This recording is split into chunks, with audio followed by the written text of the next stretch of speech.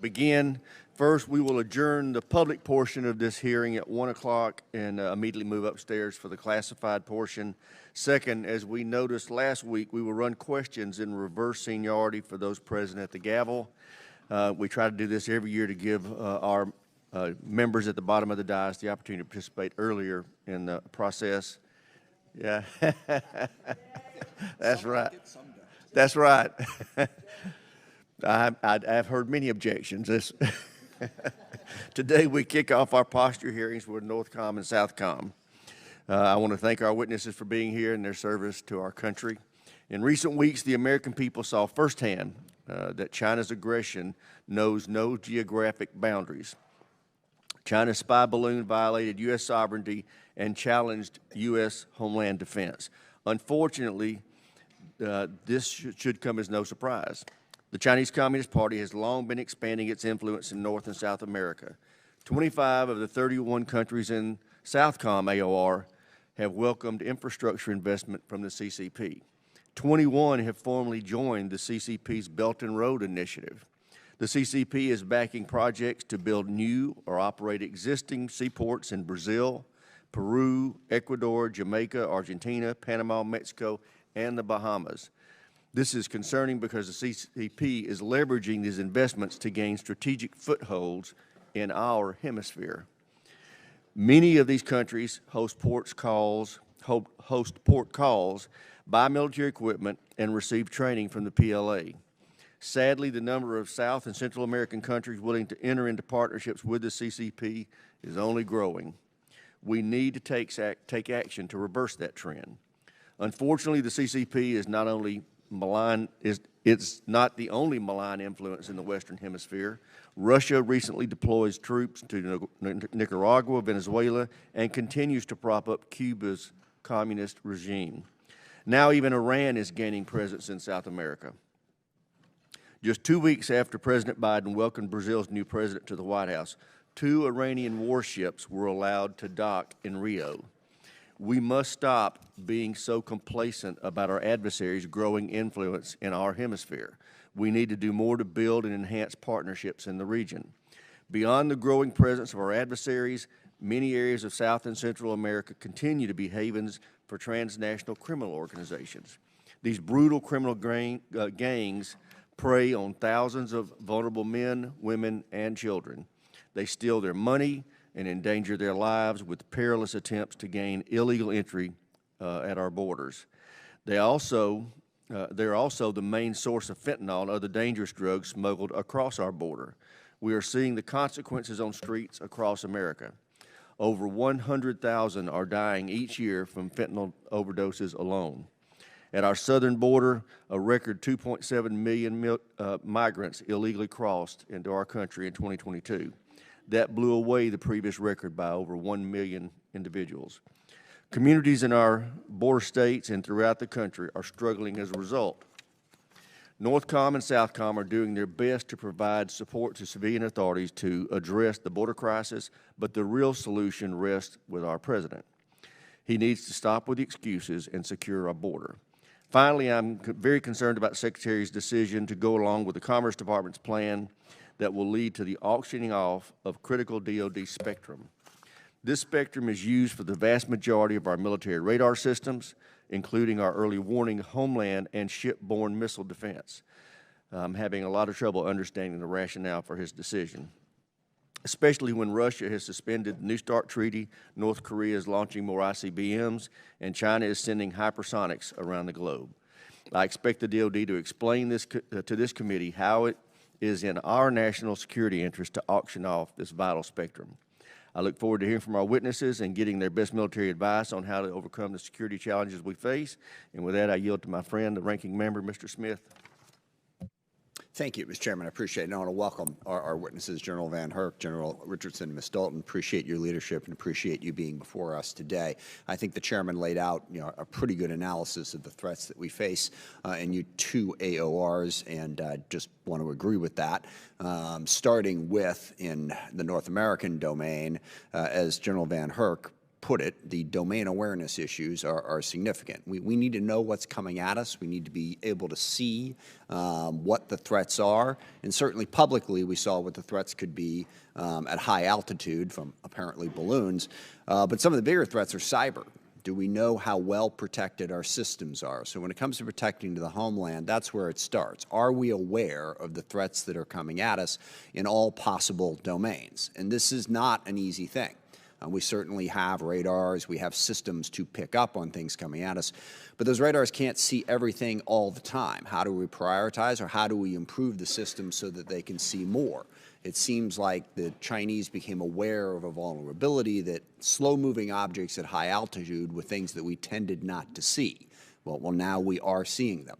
But we'll look forward to a further explanation of how we can make sure that we have a robust domain awareness. And again, even though it was very much in TV about the objects moving across our airspace, the real threat is in the cyber domain. And the real threat is whether or not we can make sure we protect our systems. So I would appreciate an update on how we can make sure we do that. And this certainly, I think the chairman emphasized exactly the point that we are becoming aware of, and that is Russia, China, and Iran are incredibly active in the Western Hemisphere. They are building relationships throughout Latin America. We need to better understand that and figure out how to deal with it. It is a challenge that we had not seen for a while, but is very much present and that we need to be aware of and need to be ready to deal with. And I look forward to General Richardson explaining to us a little bit more about how we're doing that. And then lastly, of course, the issue of transnational criminal organizations engaged in drug and human trafficking, an enormous problem, which we're all very much aware of, that we need to better understand how that threat is coming, again, from your AOR, and how we can better deal with it. Again, I look forward to the testimony and the questions from our panel, and I yield back. Thank the ranking member. Now I'd like to introduce our witnesses. The Honorable Melissa Dalton is the Assistant Secretary of Defense for Homeland Defense and Hemispheric Affairs. She previously served as the Principal Deputy Assistant Secretary of Defense for Strategy, Plans, and Capabilities. General Glen VanHerck is the Commander, United States Northern Command and Northern American Aerospace Defense Command. He previously served as the Director of the Joint Staff. General Laura Richardson is the Commander, United States Southern Command, and previously served as the Commanding General of the U.S. Army North. I welcome our witnesses, and Ms. Dalton, we'll start with you for 5 minutes. Chairman Rogers, Ranking Member Smith, and distinguished members of the committee, thank you for the opportunity to testify today. I will highlight how we are putting Homeland Defense and other interests across this hemisphere front and center to implement the 2022 National Defense Strategy. Per the NDS, the People's Republic of China is the pacing challenge for DoD, while Russia remains an acute threat. In addition to building conventional and nuclear capabilities, we are concerned that the PRC in particular is using non-kinetic means to subvert our ability to project power. The NDS also ensures vigilance of other persistent threats. North Korea is expanding its nuclear and missile capability to threaten the homeland. Iran is testing space launch technologies, and global terrorist groups require continued monitoring. A range of fast-evolving technologies could disrupt U.S. supply chain and logistics operations. For example, small, uncrewed aircraft systems could pose a threat to domestic DoD facilities. Last year, the Homeland endured 90 incidents caused by hurricanes, severe storms, wildfires, and floods, degrading our readiness. In the Western Hemisphere, these hazards contribute to instability and migration, creating conditions that state and non-state actors can exploit. We are doing more than ever to deter, defend, and defeat aggression from competitors. We're using an integrated deterrence approach to harness conventional, cyber, space, and information capabilities to raise costs for our competitors while reducing their expected benefits of aggression. Per the 2022 Missile Defense Review, our missile defense systems offer protection for the U.S. population while reassuring others that we will not be coerced by threats to the homeland. Nested within our missile defense approach, integrated air and missile defense enables freedom of action by negating an adversary's ability to create adverse effects with air and missile capabilities. We also rely on strategic deterrence for large intercontinental range nuclear missile threats from the PRC and Russia.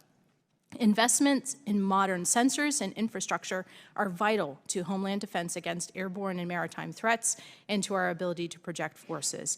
We are grateful for the committee's support of the over-the-horizon radars. We are working with Canada to maximize NORAD's coverage of the approaches to North America. It is also vital to extend the Secretary's authority under Section 130I of Title 10 to protect certain DoD facilities and domestic assets from UAS. By virtue of U.S. sovereign territory in Alaska, the Arctic is an extension of the U.S. homeland. We are working to implement the national strategy for the Arctic region. We are leveraging the Ted Stevens Center for the Arctic Strategic Studies in Alaska. We demonstrate combat credible forces in the Arctic by training and exercising, including through Arctic Edge with Canada and through bomber task force deployments with the United Kingdom and Norway to support NATO. Our competitors' gray zone activities threaten key domestic assets, networks, and infrastructure that DoD and the American people rely on. DoD is enhancing the resilience of U.S. systems, working within the interagency with federal, state, local, tribal, territorial partners, and the private sector. We work the defense industrial base to enhance cybersecurity and resilience. To operate through disruption, we are increasing DoD's ability to operate in a more dispersed manner and from alternate locations. Defense Support of Civil Authorities, or DSCA, is an important activity supporting the American public and our partners, responding to disasters, public health emergencies, and securing our borders. Today, approximately 2,500 military personnel are deployed to the southwest border. DoD has supported DHS's border security mission for 18 of the last 22 years. Per the NDS, DoD is prepared to support DSCA activities that do not impair warfighting readiness. Our domestic partners should be resourced for their mission requirements, preserving DoD's warfighting capabilities. We are also strengthening our ability to withstand and recover from extreme environmental events and to build a resilient joint force. We intend to use the new Defense Operational Resilience International Cooperation Program to build our partners' early warning capabilities to reduce the need for DoD assets for disasters and other emergencies. We are deepening partnerships with Canada, Mexico, Brazil, Colombia, and Chile, while reinforcing democratic institutions, civilian control of the military, and respect for human rights and the rule of law. Secretary Austin highlighted the importance of integrated deterrence at last year's Conference of the Defense Ministers of the Americas in Brazil. Later this week, I will travel to Mexico to discuss defense issues. Our relationships in this hemisphere help ensure we are able to conduct humanitarian assistance and disaster relief, bolster cyber defenses, promote climate resilience, and conduct pandemic response. To conclude, the Department is committed to defending the homeland and pursuing U.S. interests across this hemisphere. Thank you for your support of the Department of Defense, and I look forward to your questions. Thank you, Ms. Dalton. Chair now recognizes General VanHerck for 5 minutes to read his statement. Chairman Rogers, Ranking Member Smith, and distinguished members of the committee, thank you for the opportunity to appear today and represent the men and women of United States Northern Command and the North American Aerospace Defense Command. NORTHCOM and NORAD are distinct commands united by a common purpose: to defend the United States and Canadian homelands in what is clearly the most complex and dynamic strategic environment that I have experienced during more than 35 years in service. In my role as the commander of NORTHCOM, I'm responsible for homeland defense, defense support of civil authorities in the United States, and security cooperation with our military partners in Canada, Mexico, and the Bahamas. As the commander of NORAD, the unique U.S.-Canadian binational command, I'm responsible for aerospace warning, aerospace control, and maritime warning in the approaches to North America. Despite the complexity of the strategic environment and recent erosion of military advantage, the United States military remains the most powerful and professional force in history. However, we must take action now to stop the erosion of our military advantage. Our competitors' actions and ambitions are global and all-domain in nature, and our competitors have the capability and intent to hold our homeland at risk above and below the nuclear threshold and in multiple domains to achieve their strategic objectives. The PRC and Russia have fielded cruise missiles, delivery platforms, non-kinetic capabilities that hold at risk critical infrastructure and civilian infrastructure in the United States and Canada, and with the capability to strike with limited warning with significant consequences, including reducing our capability to project power from a secure homeland. Limited warning due to a lack of all-domain awareness inherently limits the risk and decision space options available to national leaders, which increases the risk of miscalculation and escalation. Today, I assess, as I have for nearly 3 years, that the homeland is a potential limiting factor to ensuring rapid and effective implementation and execution of global contingency plans due to my lack of domain awareness, timely access to forces that are ready to operate throughout my area of responsibility, including in the Arctic, and a lack of resilient infrastructure enabling the joint force to fight in and from our homeland while ensuring forward power projection. To address today's strategic environment, for nearly 3 years, I have focused on 4 key priorities: domain awareness, or the ability to see and detect potential threats in all domains; information dominance, which is the use of artificial intelligence and machine learning to process data more rapidly for strategic advantage; decision superiority, which is the dissemination of data and information to the right leader at the right time from the tactical to the strategic level; and finally, global integration, addressing today's environment with a global and all-domain approach, vice legacy, regional approaches, and practices.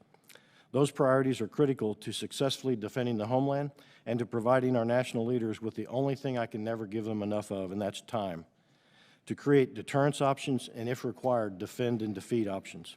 Our competitors' actions over the last several years have shown that regional crises often take the department to have global implications, and also the potential for rapid escalation. In this, vital that the department adopt globally integrated plans and policies that fully reflect competitor capability, capacity, and intent, including the intent to threaten our homeland. While we have work to do, there has been some notable progress towards these key priorities. I'm grateful to the Department and Congress for your support of the over-the-horizon radars that will significantly improve domain awareness and the ability to detect and track threats well before they reach North America. But we need to go faster. An acquisition plan based on over a decade is too long. Both the Department of Defense and the Canadian Department of National Defense have committed to funding over-the-horizon radar, and I respectfully urge both governments to ensure this vital and proven capability is fielded as quickly as possible. Likewise, the Space Force's investment in advanced space-based missile warning sensor capabilities and the Navy's commitment to modernizing integrated undersea surveillance are vital to my homeland defense mission. Yet again, we can't wait a decade or longer to field these capabilities. Our commands and the Department of Defense need your continued support to outpace the rapid gains made by our competitors. Continued progress will require the Department and Congress to accept some risk by prioritizing rapid modernization and innovation over maintaining obsolete platforms, organizations, and infrastructure, and occasionally accept failure as part of the process. The generational challenges ahead of us will require the best minds and expertise we can find. The Department also must invest accordingly in civilian and military personnel recruiting, hiring, and retention. And we must continue to build the enormous advantage in working with our international alliances and partnerships. I believe the greatest risk that our nation faces right now is our inability to change and adapt at a pace required by the strategic environment. Homeland defense must be recognized as essential to contingency plans at home and for power projection abroad, and it is vital that all military planning account for that reality. In an area of incredible innovation and technological advancement, inflexible, outdated processes are a greater impediment to success than many of our competitors' advancements. Finally, I'd like to comment on recent events, including the incursion of the PRC high-altitude balloon into our national airspace. The PRC high-altitude balloon was obviously a significant event that shined light on PRC's brazen intelligence collection against the United States and Canada.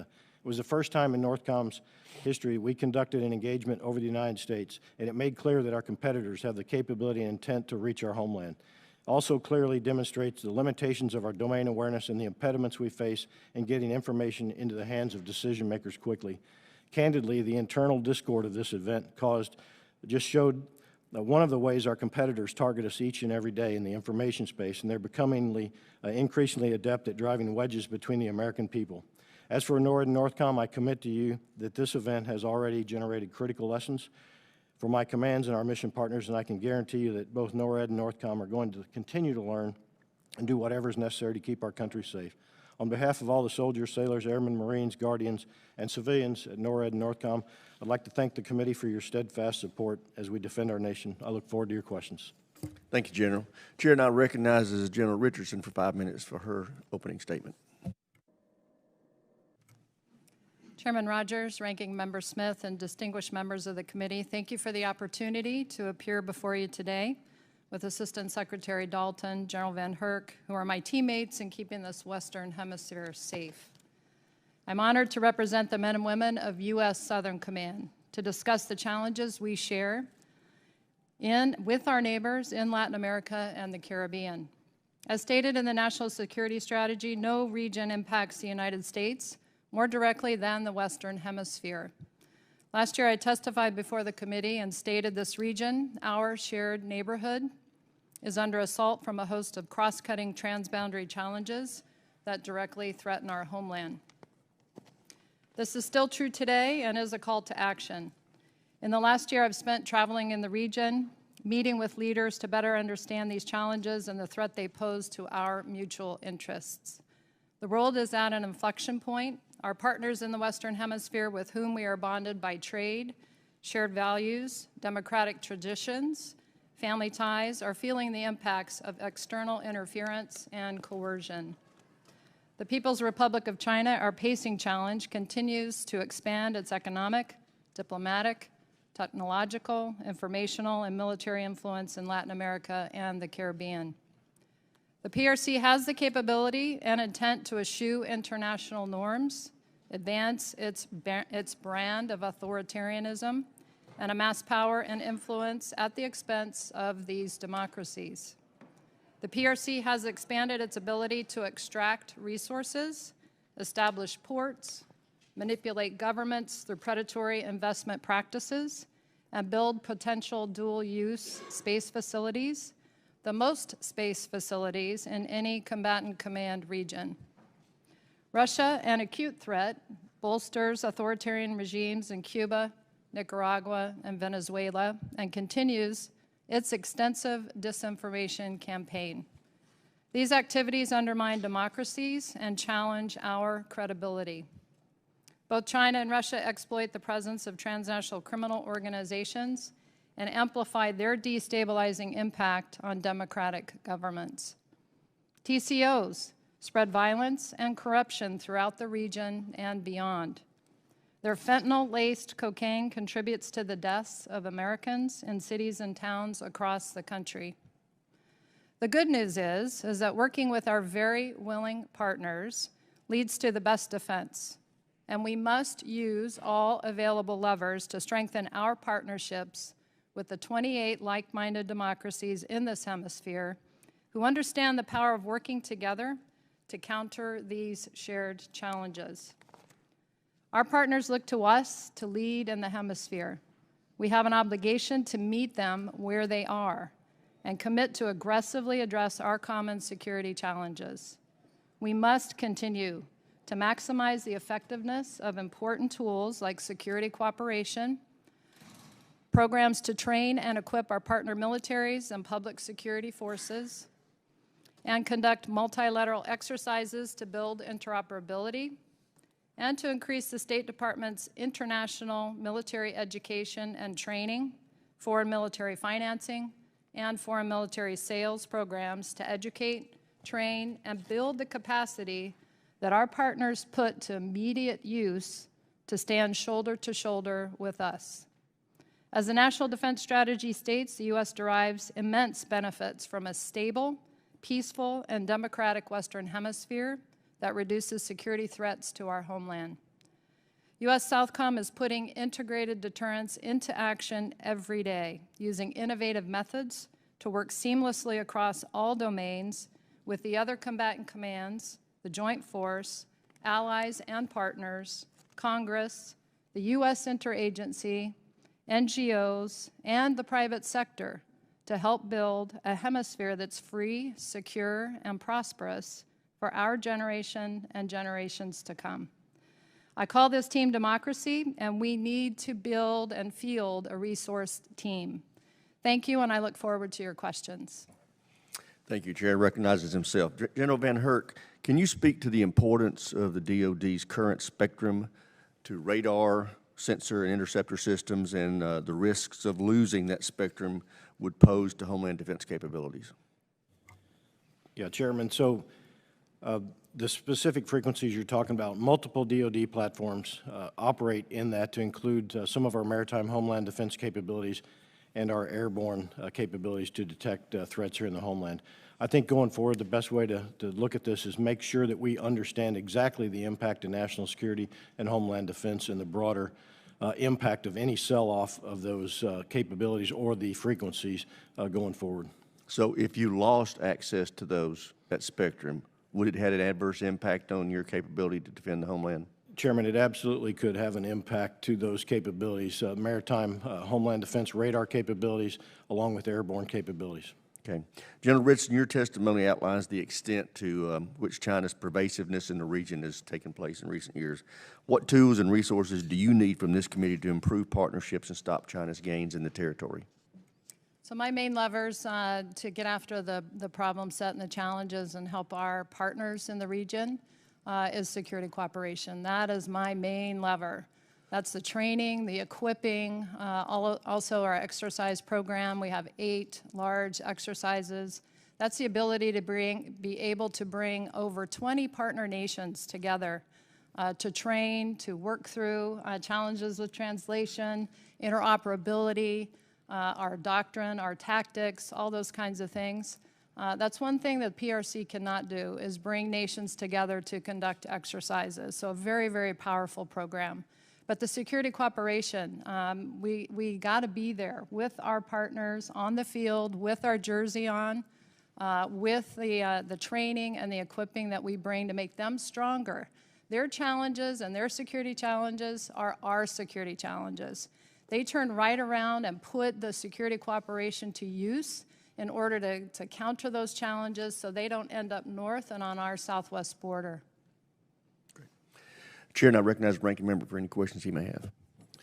Thank you. General VanHerck, on the domain awareness issue, which I did not explain as clearly as I would have liked to in my opening statement, but what do we need to do to make sure that we are aware of the threats that are coming at us in our airspace and in cyberspace?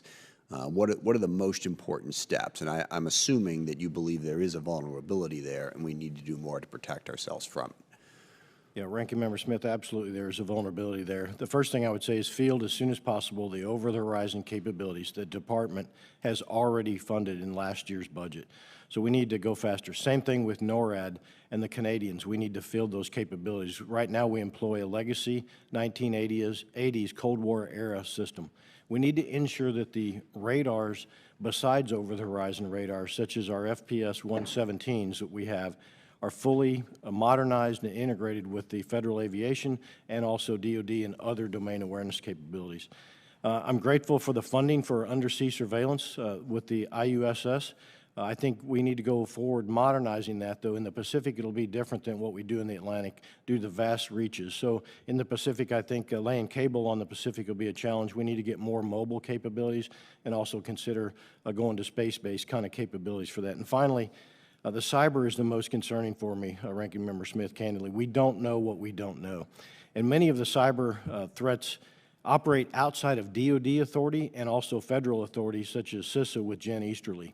And that creates a vulnerability. I rely on municipalities, industry, commercial capabilities to project power from our homeland and defend our homeland. We need to make sure we understand those vulnerabilities. Yeah, and I think that's something this committee really should prioritize as we're looking at the authorities and the systems that we need to fund. I mean, a lot of it's just a matter of upgrading what we have. I mean, we've had a lot of great systems, but they've been around a long time. We haven't upgraded as technology has moved forward, enabling us to better protect ourselves. So I think we really need to focus on that. Yes, sir. Can I add one thing? I think it's crucial to point out that FISA, the 702 authorities expire later this year. Those authorities have been crucial for us maintaining awareness on potential threats to our homeland and around the globe. And I would tell you that allowing that to expire could increase the threat to the homeland. That's a very fair point. And the spectrum issue is also a challenge, as the chairman alluded to. I mean, part of the reason on the spectrum is we're trying to keep up on the commercial side, and I think everyone here would agree that in terms of our national security, the degree to which the U.S. can be the leader in communications technology and make sure that we have access to that spectrum even on the private side is important. We just have to figure out how to do it in a way that doesn't jeopardize our national security interests, and I've been flailing away at that issue for a while. It's not an easy balance to strike, but it is one we need to pay attention to. General Richardson, we've talked about China, Russia, and Iran. Just in a nutshell, why are we struggling so much in that with some of our Latin American countries? When you and I met, we talked a little bit about how Brazil is basically cozying up to Russia and a number of other countries down there as well. What is it that Russia and China are bringing to the game down there that is making these countries so willing to embrace them? And what can we do to get a better balance there? And understanding we're not going to keep China or even Russia out of Latin America, but how can we make sure it doesn't jeopardize our national security interests? Thank you for the question. I think just to go back a couple of years into COVID and create a picture of the landscape, I think COVID has had a devastating impact, more proportional than 8% of the world's population in this region. They suffered 29% of the world's COVID deaths. 170 million people in this region put into poverty. Their economies are struggling. And so as they're trying to dig out of the hole, all of them, and you have the PRC showing up with the Belt and Road Initiative, the billions of dollars that they advertise available for these big projects. All these projects that they do, highways, electrical dams, it looks like investment, but it's all in critical infrastructure. Amazingly enough, in space, in telecommunications, in deep water ports. One has to ask themselves why.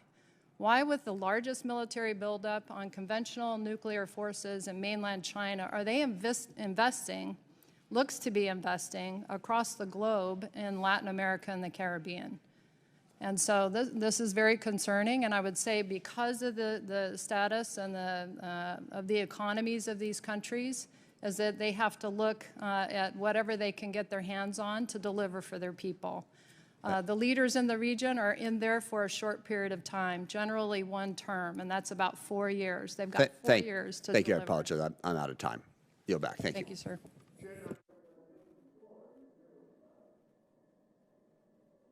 Thank you, Mr. Chairman. Assistant Secretary Dalton, General VanHerck, and General Richardson, I have to say, General Richardson, you're probably one of the first to actually, in my opinion, properly address what China and Russia's real desire is there in Latin America. For a long time, I've been talking about this geopolitical alignment for many years on Russia, China, Iran, and North Korea. This Road and Belt initiative Chairman Xi has launched, which was really an effort to try and expand out the Eurasian borders, take Africa, take Oceania, take over the portage and railways, creating almost a maritime silk route that would cut off and choke Western Hemisphere supply chain, but also taking over and helping to try and increase tariffs and other things through the Panama Canal. And then the Russians actually creating almost a faux Iron Curtain, utilizing the Chavez in Venezuela, Petro in Colombia, as well as for utilizing the Darien Gap to print fentanyl by the mainland Chinese to utilize to poison Americans. It nearly seems as if it was an entrapment to try and go ahead and encircle America to choke off Western Hemisphere supply chain, because what we're really facing is the economic resource cyber warfare against China and his malign activities. So in knowing this, what exactly is Northcom and Southcom doing to work on countering this additional ground that China is gaining within Latin America? So I'll go back to, thank you for the question, Congressman. I'll go back to my main levers, and that's security cooperation for Southcom, also the exercises, and then in my opening statement talking about the education, the foreign military financing, foreign military sales. It's crucial to help them achieve and obtain the hardware that they need in order to counter the malign activity. The ISR to be able to see, the domain awareness to see the threats is really important. There are a lot of legacy systems that are out there that our partners have, radar systems, and they need to be advanced. But the thing is as I said earlier, our partners are our best defense. And working with them, everything that we do with security cooperation is based in the human rights, the rule of law, the professionalization of their militaries. And we've seen over the past few years the challenges that they've had, but how they have maintained a professional military. Really, really proud of them. But the security cooperation is really important for us. And kind of staying on topic and realizing that China has continued to utilize economic coercion as opposed to kind of the U.S.'s cash diplomacy efforts, how do you see a way that we can combat what they're doing from an economic perspective that would enable us to weaken them in that area? So in terms of from the military side, that's being able to deliver in that short period of time. Those leaders are in the seat for like 4 years. They're on a stopwatch. They're not on the calendar. They're trying to deliver in 3 to 6 months. Our foreign military sales is really built for long term, so we're really trying hard, and Secretary Dalton has been very helpful in that. Speeding up those processes, working with the interagency within our own Department of Defense to speed those up, because our partners do see how quickly that we can get equipment to Ukraine. So we've got to be able to not take 2 and 3 years to get one coastal patrol vessel or one maritime patrol aircraft, a King Air 250, to a country to help them be able to see and counter the malign activity. And we can do it. We can compete with the PRC. We don't have to outspend them to compete with them. But we got to meet our partners' needs where they need it. And a little goes a long way in this region. We talk about some of the older equipment that we utilize and the importance of ISR capabilities in these areas. And I recently visited Florida Atlantic University, who's working a lot on quantum linkage and as well as for AI autonomous drone capabilities and capacities. Do you feel that, and this is a concern obviously Chairman Xi has as well, because he has said that he's outpacing us militarily and economically, but innovation is really the area that he needs to pick things up. Do you think getting those types of innovations into the field and into the hands of the military would actually help us in being able to combat some of these efforts? Absolutely. And so I advertise the Southcom region as an area. Bring your tools for innovation, laboratory tests, whatever you want to do. We'll put it to real-world use in a real-world mission, get hands-on in the military, be able to use it, test it, see what works, what doesn't work. And we've been pretty successful with that, but I advertise that to all of the services, and we have a lot of folks that are really taking advantage of that. Thank you so much. With that, I yield my time back. Gentleman from Texas, Mr. Veazey is recognized for 5 minutes. Mr. Chairman, thank you very much. Secretary Dalton, General Richardson noted in her testimony that China's trade footprint in Latin America and the Caribbean is going to increase by about 4,000% by 2025. I was curious how the department is part of the response to address PRC's expanding influence in the region. Congressman, thank you for the question, and it is deeply concerning, the trend lines in the region, and it reflects, I think, this broader approach by the PRC, leveraging all tools of its national power to extend its reach really globally and to compete with the United States. That comes through gray zone tactics. It comes through economic linkages in the Caribbean and Latin America, as you noted. In terms of what DoD is doing, I think General Richardson's lay down of the security cooperation levers that we have is quite right. Our ability to bolster our defense relationships, empower the leaders that are aligned with our interests and values in the region, and accelerate our security cooperation activities to them will enhance our relationships and crowd out the possibilities for the PRC to make further inroads.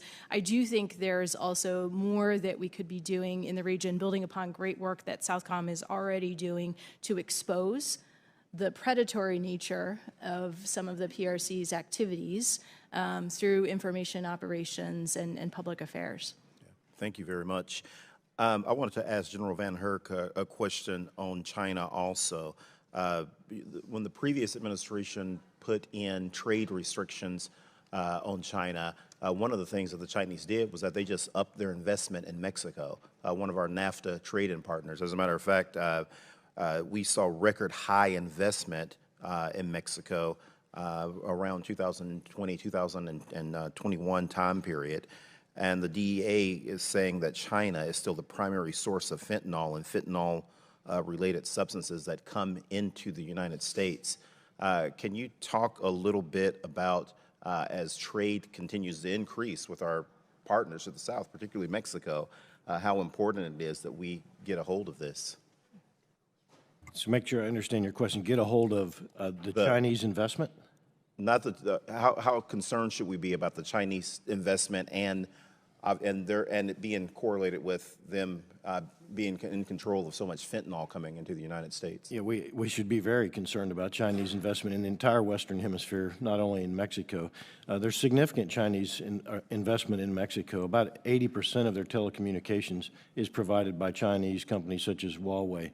Their border detection and their security going back and forth, we work closely with Mexico to ensure the Chinese aren't allowed to provide, the capabilities that look at vehicles and processing go across the border as well. As far as the fentanyl piece, let's be clear. When we say China, it comes from individuals and companies in China, but the PRC themselves is turning a blind eye. So it's crucial that we expose that. We name and shame their activities, the fact that they aren't taking advantage of stopping that, and we shouldn't expect them to, but we should do more. It's coming not only from China, but other places in Asia as well, and we need to work closely. I'm working very closely with Samara. They've been charged, Samara is the Secretary of Samara, the Navy in Mexico, and providing information to enable them to basically go after some of these precursors as they provide port security. I'd also expand that it's not just in Mexico and the Western Hemisphere and Latin America, it's in the Bahamas as well. And so they have the largest mega resort built right on top of our Navy's test and training ranges and where our cables come ashore. So things that we could do is we have to continue to educate, declassify, and let these nations see what's actually going on as well and continue building their relationships. It would vastly help to have an ambassador in the Bahamas. We haven't had one since 2011. Yeah, no, thank you very much. General Richardson, in short, but, based on that, what sort of platform should we be investing in for the future, particularly now that we know that China is going to continue to want to have this large footprint in our southern hemisphere? So I think the challenges that our countries face in the region is the cyber's at the top of their list of the challenges that they're dealing with. Ransomware attacks, cyber attacks are very, very prevalent, and building their capacity and capability to one, harden their networks and be able to do that very, very quickly, and harden critical infrastructure, and having the ability to be able to do that. And again, I go back to the struggling economies of some of these countries are having a hard time doing that. So we're helping them to identify their vulnerabilities in order to put a focus on that and be able to fix that. Gentleman's time's expired. Chair, I recognize the gentleman from Missouri, Mr. Alford, for 5 minutes. Thank you, Chairman Rogers, Ranking Member Smith, and our witnesses here today. Proud to say that both of our generals today are Missouri natives. Thank you for being here today.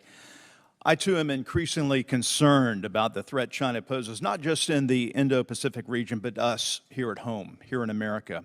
With the recent Chinese spy balloon flying over the U.S. homeland, China's surveillance of Americans through TikTok on their phones, new reports of Chinese-made cranes operating at American ports, including cranes used by our own military, being used for surveillance by the CCP. It makes me wonder what part of our society, what part of our country, our precious nation has not been infiltrated by the Chinese Communist government. I'm also concerned that we do not have the capabilities in place to protect our homeland from a non-kinetic threat, for example, electromagnetic or cyber attack, and that leads to my first question for General VanHerck. Considering the recent Chinese spy balloon that flew unchecked over most of the continental United States, including near Whiteman Air Force Base, can you talk a little bit about the resources and capabilities that we do have in place to defend our homeland from non-kinetic attacks such as electromagnetic and cyber attacks? So that's a great question, Congressman. As far as resources in place, General Nakasone primarily has the responsibility for DOD and defense from the non-kinetic effects that you're talking about and being aware. As far as being aware of EMP, I would say that's not a specific capability, but more broadly, that's our strategic deterrent that defends against that, any kind of an electromagnetic plan, and it's also my capabilities to defend against any platform that may deliver that, such as an airborne platform, a high-altitude balloon, which could effectively utilize an EMP attack on our homeland. So I think I have the capabilities to do that. if I have the domain awareness to see that more broadly and defend against an EMP kind of threat. As far as specific EMP for DoD facilities and key critical infrastructure, much of that is already hardened from EMP attacks. So the way we deliver our emergency action messages, the way we look at our command and control that is critical to nuclear command and control, much of that is already EMP hardened. Thank you, sir. Another concern I have is that we may not be focusing enough on the Army's domestic role as it relates to NORTHCOM. Can you talk about the Army's role with NORTHCOM? Do you believe that the Army has the resources it needs to support our nation during a federal disaster? Yeah, so I believe that question would be best asked by the Army, or to the Army, but my concern is access to forces that are organized, trained, and equipped in a timely manner to conduct both defense support to civil authorities and also defense of the homeland. I'm the only combatant commander that doesn't have a threshold force day to day to defend my area of responsibility. I have to gain access to that through a request for forces for just in time, and those forces then have to come from somewhere else, either retained by the service or somebody else's O-plan. I'm confident the Army has what they need from a capacity-wise to get to it. My question is access to it.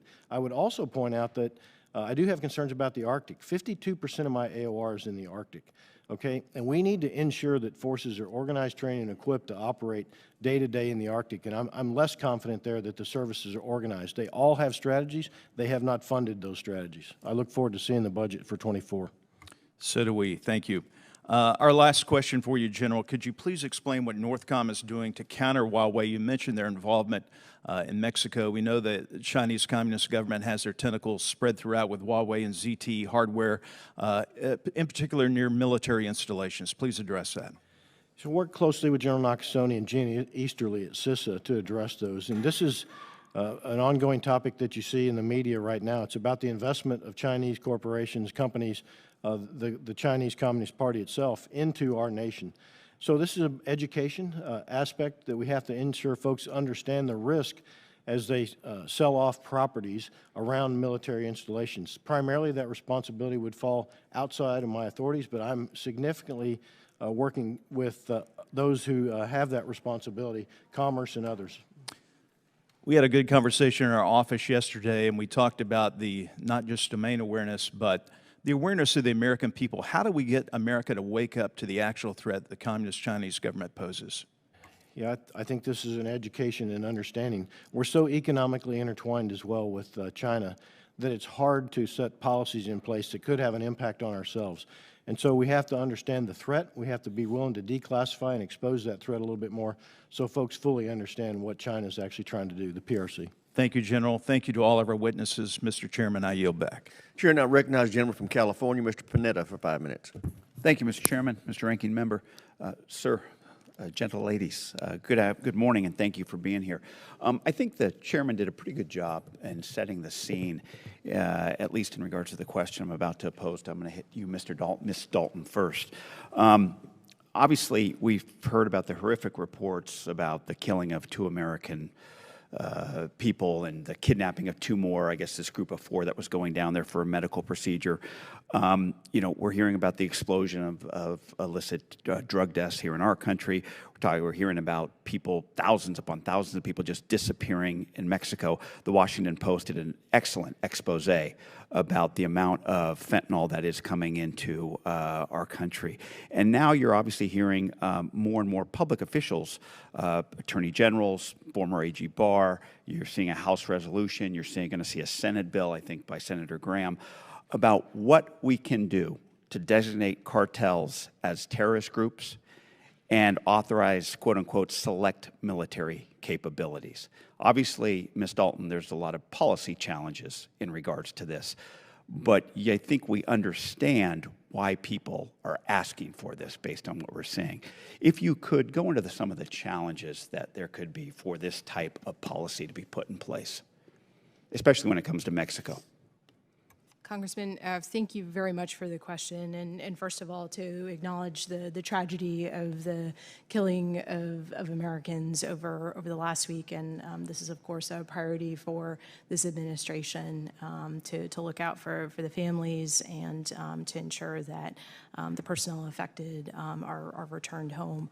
And I would say, from a policy perspective, certainly concerning the levels of violence, the flow of irregular migrants to our southwest border, the prevalence of fentanyl coming through our ports of entry.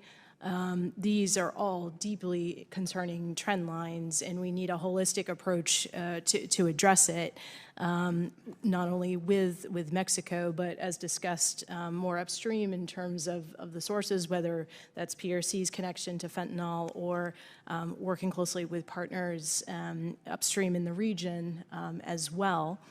I think to your question in terms of weighing the advantages and disadvantages of some of the steps that are under consideration in terms of use of force or certain designations, I think we need to be clear-eyed about what some of the implications might be for the lines of cooperation we do have with Mexico. And I'll speak from a defense perspective, as that's my primary line of oversight. So I'm going down to Mexico actually tonight to engage Mexican partners on intelligence cooperation, cyber cooperation, a whole host of critical defense cooperation activities. They're important from a national security perspective, and I do worry, based on signals, very strong signals we've gotten from the Mexicans in the past, concerns about their sovereignty, concerns about potential reciprocal steps that they might take to cut off our access if we were to take some of the steps that are in consideration. So I think we need to be really clear-eyed about weighing those trade-offs. And I at least it's planned that I'll be in Mexico as well next week, speaking with the president. And obviously, you had a Wall Street Journal op-ed recently that said basically the chief enabler is President Andrés Manuel López Obrador. Would you agree with that statement? I believe these are really complex challenges that are going to require engagement at all levels, to include with the head of state. Okay. And there is cooperation that we need to further when it comes to counter drug efforts and countering irregular migration as well. Check. In the last 40 seconds, General VanHerck, I realize that there's a lot of discussion about the Chinese surveillance balloon over America. There was also reported and to be assessed by the Pentagon a surveillance balloon over Latin America at the same time. Whatever happened to that?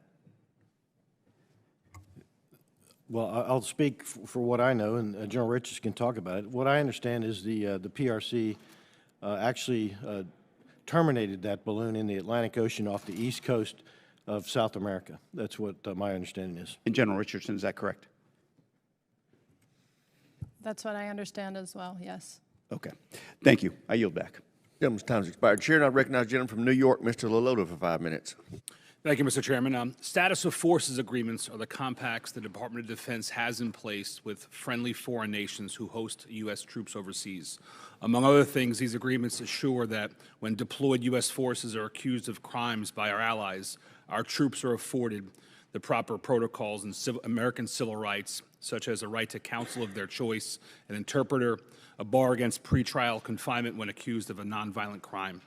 And for decades, United States forces have been stationed in and deployed to Japan, one of our greatest allies in the Western Pacific. And our nation's military cooperation has been a strong source of stability for the Western Pacific in the face of real threats from China and North Korea. Also for decades, military men and women stationed in and deployed to Japan have operated with the understanding that if they were accused of a nonviolent crime in Japan, they would be afforded basic civil rights. Contrary to that understanding, Ridge Alconis, a United States Navy surface warfare officer stationed in Japan, subsequent to being involved in a vehicular accident where everybody agrees no drugs or alcohol was involved, was arrested, confined pre-trial, denied access to his own attorney, and denied access to a translator. and subsequent to the denial of these rights, and while sleep-deprived, Ridge Alconis was coerced to confessing and forced to personally pay about $1 million in restitution. Ridge Alconis is now serving a 3-year sentence in a Japanese jail. General Richardson, you command forces in and around 32 different nations, and General VanHerck, your command reaches 3 foreign nations from what I understand. Can you each describe the importance of valid and enforceable status of forces agreements, and what does the lack of them do, especially with respect to operationally and otherwise, for our forces' morale and effectiveness? So thank you for the question. I think it's very important, and for the few countries... Would you pull the mic a little bit closer? We can't hear you. Yes, sir. So very important in terms of the status of forces agreements, and for the few countries that don't have the SOFA in place yet, that is one of the first things that I bring up when I meet with the leaders when I travel to the region. And explaining the importance of it and what it really means, right? I think that in some cases that is not fully understood. And so being able to describe it and explain it helps a lot. And so much so that enables, then we've had a couple cases where we've been able to get that across the goal line, as I would say, where we've been able to get a SOFA put in place that wasn't there previously. Thank you. Yeah, it's crucial to have a good SOFA in place. We just have a new one in Bahamas put in place. Without that, our folks are at risk serving there to what we would expect for due process here in the United States as well. And this puts us at a common place to negotiate when we start with any country where we're serving, have a foundation going forward when there's instances as you described. And General Richardson, of the 32 nations in your AOR, about how many do you not have status of forces agreements with? So the exact number I will get to you for sure, but it's we have more than we don't. And so, and as I said, we will continue to aggressively work that to protect our service members and ensure the countries that they know that this isn't just a way to, allow our service members to be able to do something and then not be held accountable. We hold our service members accountable when appropriate, and we will take care of that and make sure that that happens. And so that education piece is really important. Thank you. And Ms. Dalton, what is the Department of Defense doing to get a valid and enforceable status of forces agreement in place with Japan so that our troops can operate with the confidence they deserve? Congressman, thank you for the question. I'll have to take that back to our team that works the Indo-Pacific. Thank you. Ms. Dalton, will you commit to bringing this issue to Secretary Austin and express to him how important this committee thinks it is? I will. Thank you. I yield back, Mr. Chairman. Chair, now recognize the gentlelady from Alabama, Ms. Sewell, for 5 minutes. Thank you, Mr. Chairman, and I want to thank all of our witnesses. I'm particularly concerned about the People's Republic of China's Belt and Road Initiative and their footprint in South America in particular. 21 of the 31 countries within Southcom's area of responsibility have Belt and Road projects in their countries. Moreover, China has become South America's top trading partner. While the United States spends our time decoupling our defense industrial supply chains from China, I think we also have to think about how our allies and neighbors in the Western Hemisphere are responding to this Belt and Road Initiative. In fact, I have a bill called the Leveling the Playing Field Act, which would counter the PRC's cross-border subsidies and other anti-free market economic tools, which are at the core of the Belt and Road Initiative. Ultimately, I believe we have to take a holistic approach to deepening our military, economic, and humanitarian ties in the Western Hemisphere. General Richardson, in your testimony, you discussed how PRC's use of the Belt and Road Initiative to promote trade and investment in South America. Can you talk a little bit more about how that is being used to undermine existing and emerging democracies in South America, and what our approach should be with respect to that, and how should we all as lawmakers view this threat? So it's definitely a threat. It's all the instruments of national power that are coming to bear that the PRC brings to the table. And I think that with Team USA, we have a lot of investment. We have a lot of things that are happening in this region and in this area of responsibility, the AOR. And I think that we've got to show that. We've got to showcase that because there's a lot happening, but we need to put Team USA's flag on everything that we do, and we don't. Absolutely. But do you think that these countries actually understand, like, for example, in Africa, that the PRC is using their Belt and Road Initiative to actually have state-owned enterprises in their ports running military operations? And so I want to know, I want to understand. I know that these countries have serious economic problems that the Chinese prey on, but do they understand the magnitude of allowing their those projects to go on in their country? I think that they understand, but they're desperate. They're desperate for their economies.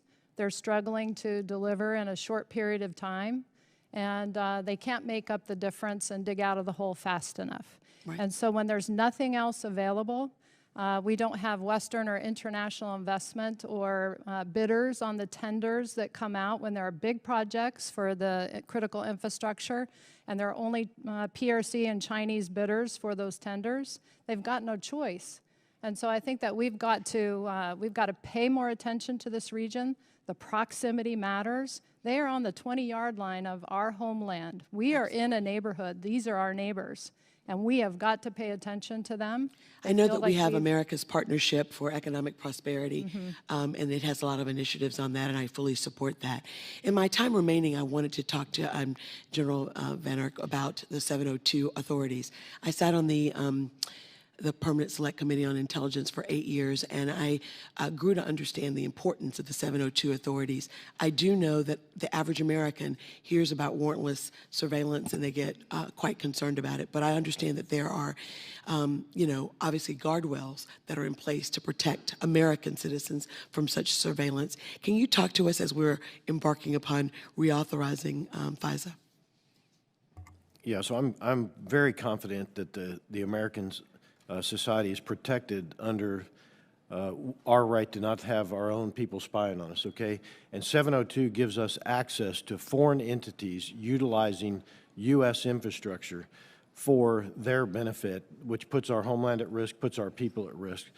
General Nakasone is very confident that he can maintain the separation of our people's rights along with our national security that FISA 702 gives us.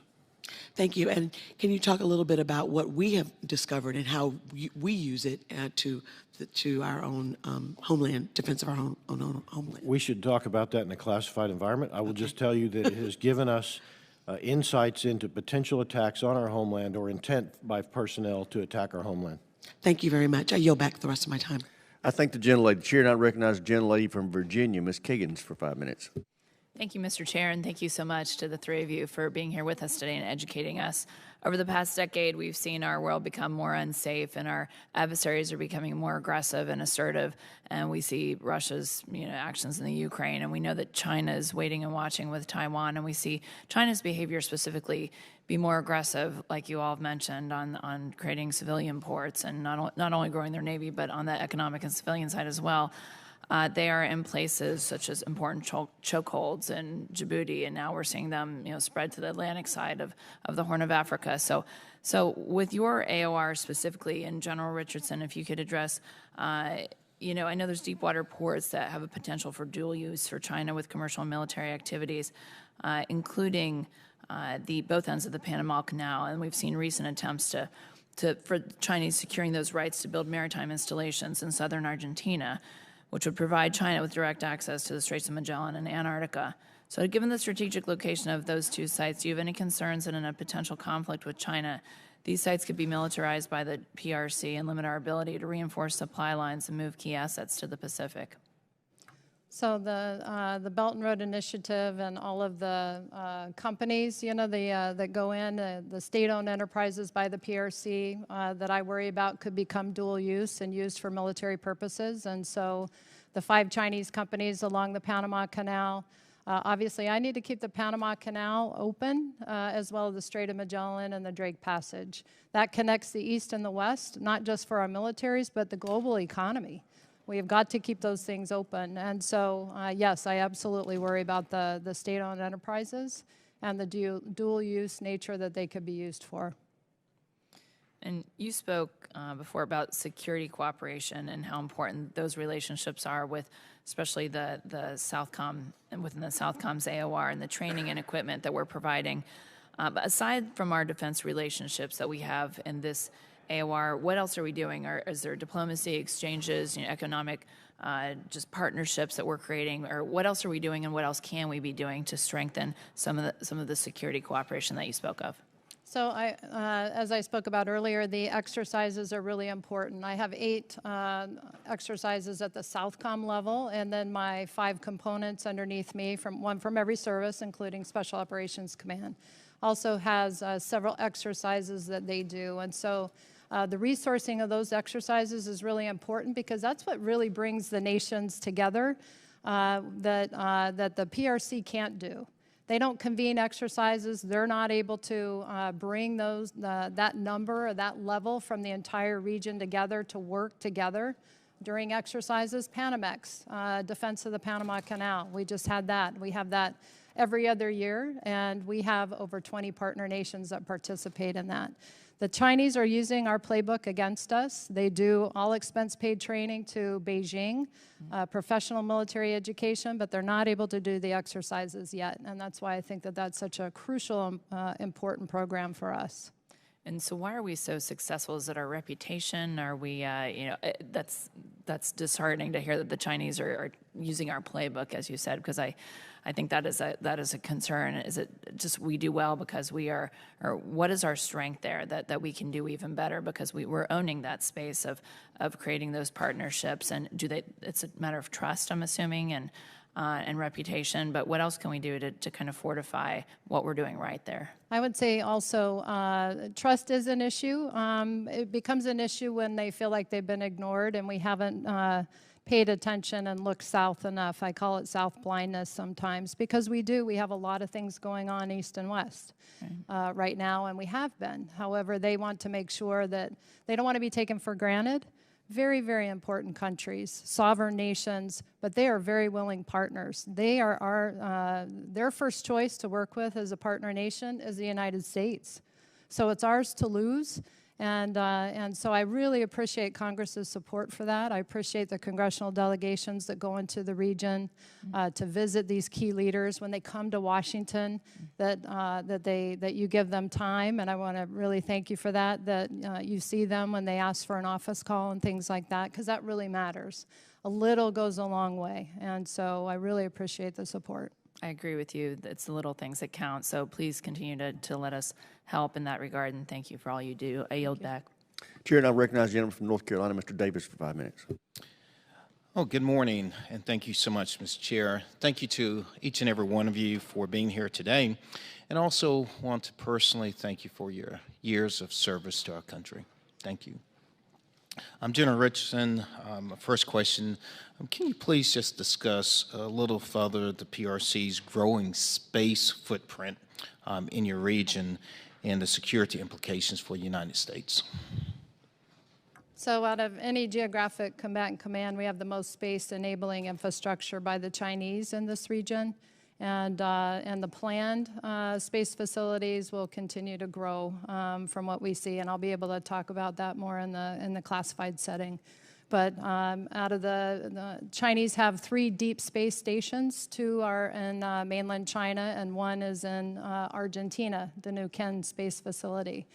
And so just the increase, the very aggressive increase in space-enabling infrastructure is very concerning. The telemetry and tracking, the uplink, downlinks, the ability for the PRC to track their own satellites, but then also the surveillance sites to be able to surveil other partner nations, allies, our own satellites as well, and eventually be able to use that apparatus for targeting is what a concern is. Okay, thank you. Let me ask this. You've shared so many different steps that you're currently taking right now within the region. My question would be, right now, broadly speaking, what's the greatest priority regarding any new ways that we should be partnering with our allies and partners within the region to outcompete our strategic competitors and to address these transnational challenges? Yep. Right, so they are just continuing to, some of the new things, all domain, I would say, being able to help them increase their capability and capacity with cyber. As we talk about space, cyberspace, they're trying to tackle cyber issues, but then when you bring cyberspace into it, all domains, the exercise program to be able to exercise the interoperability, the communications, the ability to talk securely with our partner nations is very important.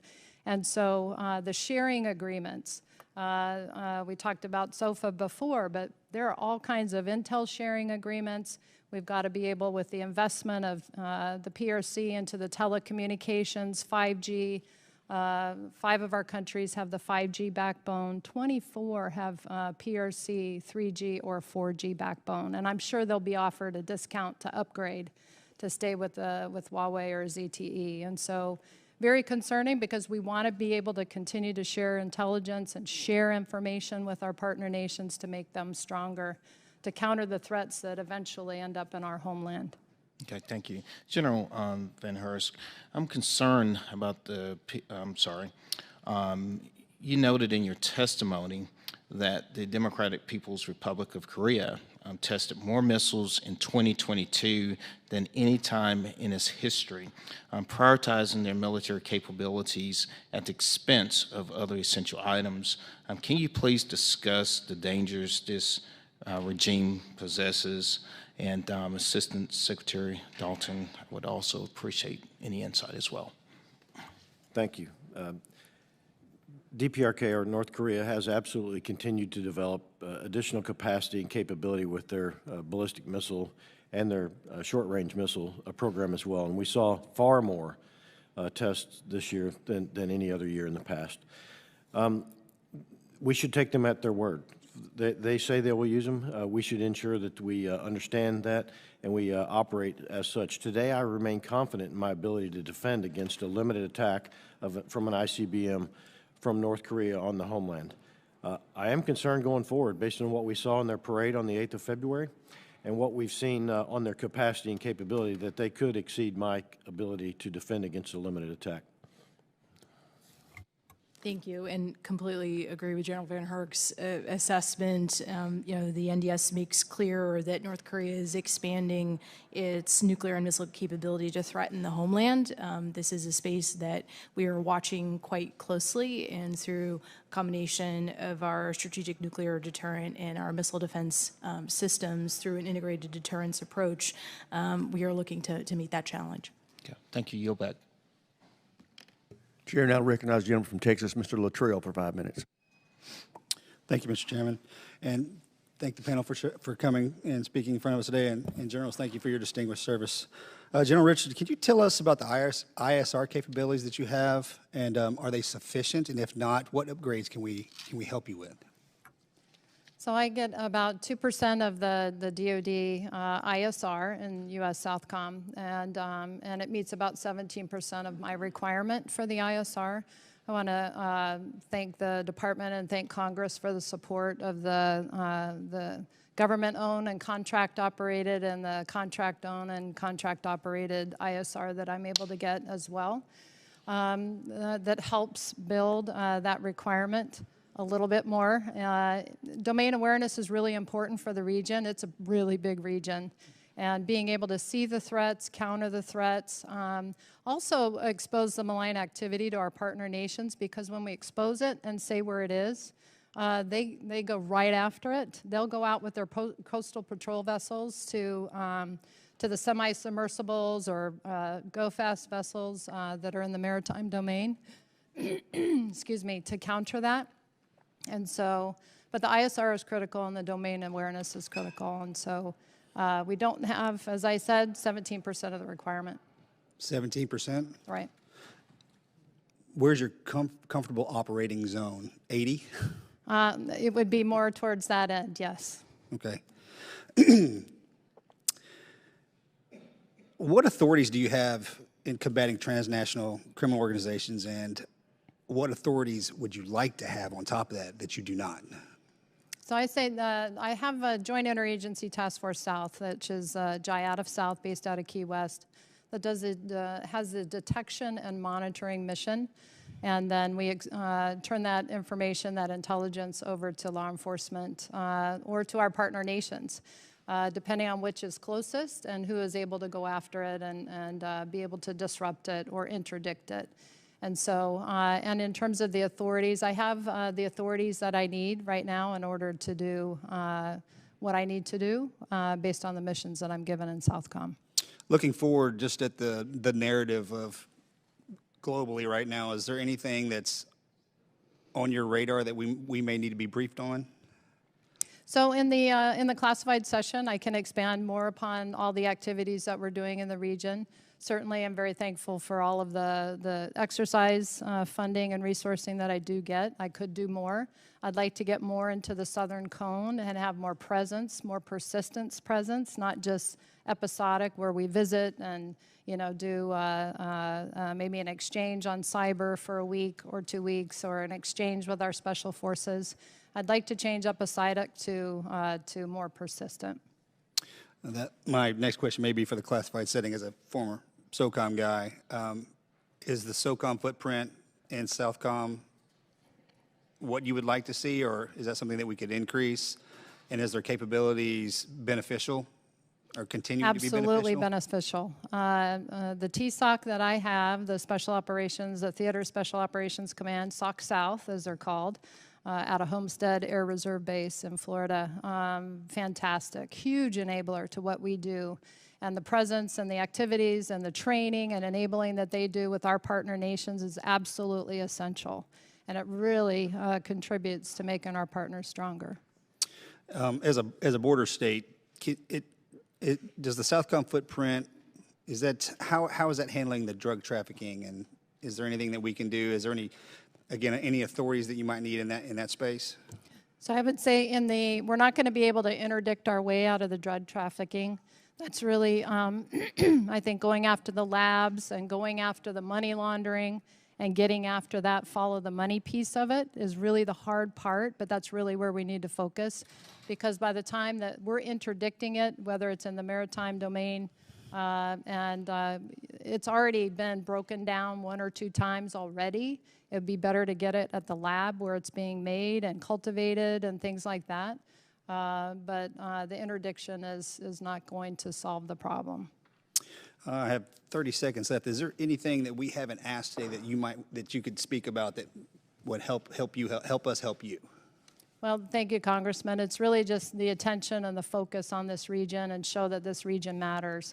This region is full of resources, and I worry about the malign activity of our adversaries taking advantage of that, looking like they're investing when they're really extracting. We have the lithium triangle in this region. 60% of the world's lithium, Argentina, Bolivia, Chile, have this. And it's taking resources away from these countries and from their people that are trying to deliver, these democracies that are trying to deliver for their people. And they're having a hard time doing it because of the malign activity of transnational criminal organizations. Gentleman's time's expired. Chair, I recognize the gentleman from Pennsylvania, Mr. DeLuzio. Thank you, Mr. Chairman, and good morning, Assistant Secretary Dalton, General VanHerck, General Richardson. Hello. I want to focus my questions, as many of my colleagues have today, on how Northcom and Southcom are playing in a strategic competition, deterrence with China. Frankly, I think, and I think most of my colleagues agree, whether it's trade, hollowing out of our industrial and manufacturing base, theft of IP, so much of this conduct has been commonplace in the last however many decades with the People's Republic of China. There's a New York Times article released yesterday, the daring ruse that exposed China's campaign to steal American secrets, highlighting efforts among communist Chinese officials to undermine our country, preying on scientists, academics, engineers, and others. Of course, we have our own struggles, as General Richardson, you were just mentioning, around critical materials and other pieces of our own things here at home. I want to turn, to the Western Hemisphere, though, and efforts from China closer to home. General Richardson, I'll start with you. Latin America has seen significant investment in diplomatic outreach from China. You've talked about it today. In your written testimony, you highlighted Communist China's investment in critical infrastructure in the hemisphere. So tell me, if you could, what are your concerns here, and what do you propose that we in this committee or the government generally should and can do about it? I think we need to definitely concern with the aggressiveness of that. The Belt and Road Initiative with 21 of 31 countries. And we have 4 additional countries that aren't signatories of the BRI, but actually have PRC projects that are going on in their countries. And so quite a bit. So they're taking advantage of that, but then there's also the debt trap associated with it, the multiple loans. They don't invest, as I said, they don't invest in the country. They extract. They bring their own host nation workers. They've got an unemployment problem, so they bring their host nation, their own workers, Chinese laborers, to the country and build these high-rise apartments. And so, the investing, you don't see the investment in the country. And then sometimes those projects aren't done well. And so what we try to do is capitalize upon that. Again, meet the partners' needs where they are. We will bring the Corps of Engineers in, who's very prevalent in my region, and fix the project. But the capability of those funds is a sliver compared to what the PRC has. But I would say in terms of our instruments of national power from our United States, we need to showcase that more. We have a lot of investment from our big companies that are in the Americas investing. We just don't advertise it. We're too modest, and we don't need to be modest anymore. We need to put our American flag, Team USA, on there, and we need to speak about what we're doing and make sure the countries know how much actually the United States is involved. I would say trade is also very important. South America's #1 trading partner now is the PRC. The region is still the United States, is still the #1 trading partner, but we're losing. We're starting to lose, and we remain flatlined with our trade. General, thank you. I want to also talk a bit about domestic critical infrastructure. Ms. Dalton, Assistant Secretary Dalton, excuse me, you mentioned gray zone activities in your written testimony, describing them as largely non-attributable, coercive means that fall below perceived thresholds for military action. Give us some sense, folks watching at home or who might hear about this later, what are we talking about? What do those activities look like? Absolutely. Thanks so much, Congressman, for highlighting this. The NDS makes quite clear that central to the PRC's theory of victory is coming after our critical infrastructure at home to subvert our ability to conduct force flow mobilization and project power in the event of crisis or contingency. So what they are doing today is getting into our systems, whether that's through cyber means, through counterintelligence, and really across the gray zone spectrum to get a better understanding, a lay of the land of where potential vulnerabilities are from a critical infrastructure perspective. What makes this so complex, and General VanHerck alluded to this earlier, is the interdependencies that defense critical infrastructure has with other sectors. Whether that's water, telecommunications, or power, we're going to have to work across our federal family. We're going to have to work with state and local and tribal and territorial governments, and we're going to have to work with the private sector to understand where those risks lie and how we close them. Well, my time is just about ended, but I'm glad you mentioned the private sector piece of this too, given how much of our critical infrastructure is not publicly owned or controlled. So thank you. I yield back, Mr. Chairman. Chair, and I recognize the gentleman from Alabama, Mr. Strong, for 5 minutes. Thank you, Secretary Dalton, General VanHerck, General Richardson, thank you for coming before us. Last year, General VanHerck, last year during your Senate posture hearing, you testified that you were concerned about the ability to pace North Korean missile production capacity and capabilities. Just yesterday, we saw Kim Jong-un's sister warn that any attempt by the United States to intercept a missile test would be considered a declaration of war. As I've shared before, Redstone Arsenal is the center of gravity for Missile Defense Agency's testing, integration, and field activity. They are also a key player in fielding the next generation interceptor. General, can you share why it's important that the next generation interceptor reaches initial operating capacity as soon as possible?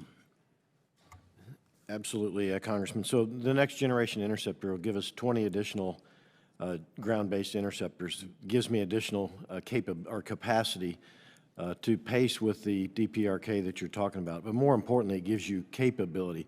It gives you capability to distinguish between their capabilities to deceive our systems, if you will. We should talk more about that in a classified environment. Thank you. That's crucial. Also crucial is the service life extension program for the GBIs that's ongoing that creates additional reliability for me and gives me the ability to adjust my shot doctrine, which gives me additional capability or capacity as well. Thank you. How can the program be accelerated to meet IOC faster? Yeah, that's a great question for MDA. I think they have a great structure in place, the two companies that are competing, and the structure for the contract rewards going faster. We just need to make sure that we don't have bureaucratic mechanisms in place that slow down the testing, the fielding, those kind of capabilities. Thank you. General VanHerck, I've noticed that you've been requesting greater sensor coverage over the homeland for a while now. Please know I support you in this effort. It is clear that in addition to being able to see various threats, we need the ability to defend against them also. Would you assess that the U.S. should provide better homeland defense against most pressing missile threats, cruise and ballistic? I would assess that based on the taskings I'm given that we do need additional capability for cruise missiles and also the ballistic missiles that you referenced there. Thank you. The Missile Defense Agency doesn't have the cruise missile responsibility. The Air Force does. Isn't that right, General? That is right, the way it's structured right now. Thank you. As part of the reason for that is the threats to the U.S. homeland are many and they are growing, yet we have kept the Missile Defense Agency's budget essentially capped at about $8 billion for years. This is concerning to me. I hope my colleagues will join me in enacting the proper budget and policy investments this year to properly address what capabilities our armed forces need to protect America's people abroad, but also at home. Mr. Chairman, I yield back. Chair, now I recognize the gentlelady from Texas, Ms. Escobar, for 5 minutes. Thank you, Mr. Chairman, and many thanks to you and the ranking member for this very important hearing. Thanks to our witnesses, and General Richardson, thanks so much for ongoing conversations. You know, I've long been a believer. I represent El Paso, Texas, a community that is home to Fort Bliss, a key military installation, but also we are the community that's at our nation's front door. And so we frequently see, and we have seen for decades, that what happens throughout the Western Hemisphere ultimately ends up at our doorstep. And I'm a big believer that we can't continue to just obsess about the border. We've got to obsess about the hemisphere. And so the work that is being done, especially around targeting criminal organizations that prey upon communities south of us and prey upon vulnerable migrants who are fleeing their homeland, it's really critical that we do everything possible to attack the challenge south of us, and that we provide the resources necessary, especially. At the same time, we have to realize what we do, living on the southern border and seeing the long lines for southbound checks for all of the weapons from the United States that are going south. We have to acknowledge as a country the role that we are playing in creating instability and access to weaponry that creates more violence and instability south of us. So I want to thank you all so much for consistently shedding a light on all of that, but also for using what I consider not enough resources and trying to make them stretch and go a long way. It really is on Congress and on all of us. If we want to address much of what we are seeing as a country at our southern border, we have to provide the resources to all agencies and groups that are doing the incredibly hard work in our hemisphere. With that, I would like for Secretary Dalton and actually all of our witnesses to respond, if you can. A critical aspect of addressing and combating the threats across the Northern and Southern Command AORs is acknowledging the infrastructure and networks that TCOs are using to traffic persons, weapons, and narcotics that make their way in and out of our country. Can you all speak to the efforts in support of the interagency and our partners and allies to assess the size and complexity of these networks, and how are you working to dismantle them? Congresswoman, thank you so much for the question, and I completely agree with your framing in terms of the need to look holistically and leveraging all the tools of national, state, and local power to get after this challenge, and with partners in the region. And I actually had an opportunity to visit El Paso just a couple of weeks ago to meet with some of our local DHS and DoD officials doing some great work on this challenge set. To answer your question, Congresswoman, DoD provides detection and monitoring support and intelligence support through our counter-narcotics authorities to key partners in the region. And this fits into the administration's broader approach of addressing the root causes of migration and challenges in the region that have a bit of a Venn diagram overlap with the challenge of TCOs. They're not one and the same challenges, but certainly the TCOs are creating conditions that fuel migration, and the broader context of governance and development challenges are stressing to economies in the region and compelling not only the flow of irregular migration, but creating opportunities for the TCOs to thrive. So that's the DoD piece in this broader framework, but I know General Richardson will have more great amplification on this.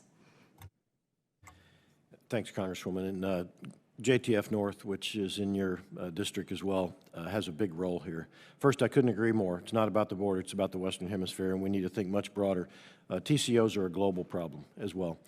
General Sandoval and Admiral Ojeda from Mexico often tell me that we also should focus on what comes south, not what comes north. And so JTF North has been instrumental in developing support to the interagency partners that we work with, providing intel to go after money that's going south, weapons that are going south, which are just as crucial. We're not going to interdict our way out of this problem. We need a broader, holistic strategy that gets after that. And so I look forward to continuing doing that. So as you said, Congresswoman, the TCOs bring violence and corruption, and then and the PRC comes in and is able to exploit that. So it all connects together. But the violence is it's off the charts. These organizations are getting more powerful, $310 billion revenue annually. They've diversified the portfolio. It's not just counter-narcotics, it's human trafficking, it's illegal mining, it's illegal logging, fishing, whatever they can get their hands on. And then the Chinese money laundering that with the 7 PRC banks, 275 branches in the region. It's just a vicious cycle that continues. So the work that we do with the security cooperation to help our partner nation militaries and public security forces deal with these challenges internally and be able to secure their borders and work cross-border with their neighbors enables them to handle these situations so it doesn't, again, just... General time's expired. Chair, and I recognize the gentleman from Florida, Mr. Jimenez, for 5 minutes. Thank you very much, and I want to expand on what you just said, General Richardson, about the banks, the Chinese banks and the branches that they have in South America. Do any of these Chinese banks, do they do business in the United States? Congressman, I'm not for sure. Okay. I can't answer that. I think we need to find out if they do, okay, so that we can take some Yes, steps against them, okay, Right. and these activities, because they seem to be what the money laundering arm of these enterprises is. Are these Chinese banks? Is that what you're saying? They're a piece of it. Okay, all right, fair enough. And thank you again for the briefing that you gave me in Southcom. For those of you who know, Southcom is about a mile away from my district, and it's a very important part of my district. And some of the things you told me, were you've said here, but you said that 60% of the lithium in the world supply of lithium comes from South America. What percentage of that 60% is actually controlled by the PRC? I don't have the answer to that, but I could try to get that for you from one of our interagency partners. Would you say it's a significant amount?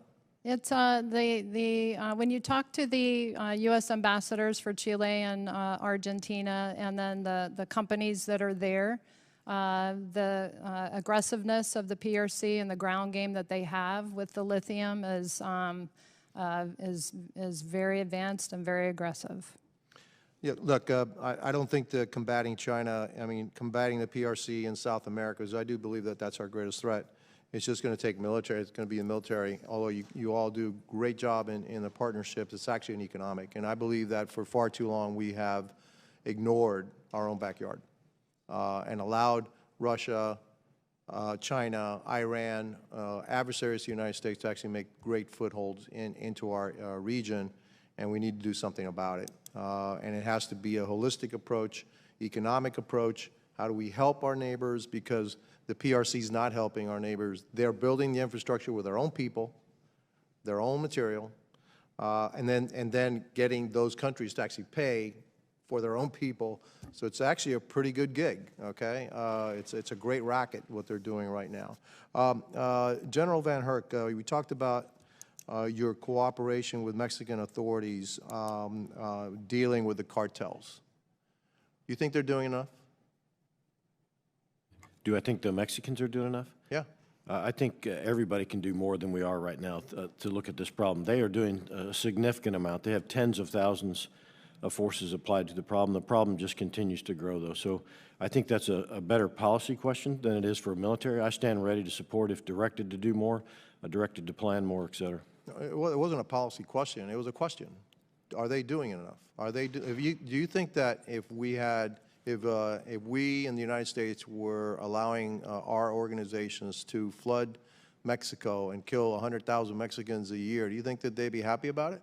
I don't think they would be happy about that, Congressman. Would they be asking us to do more? I would ask them. I would assume they would. Okay. Do you think they should do more?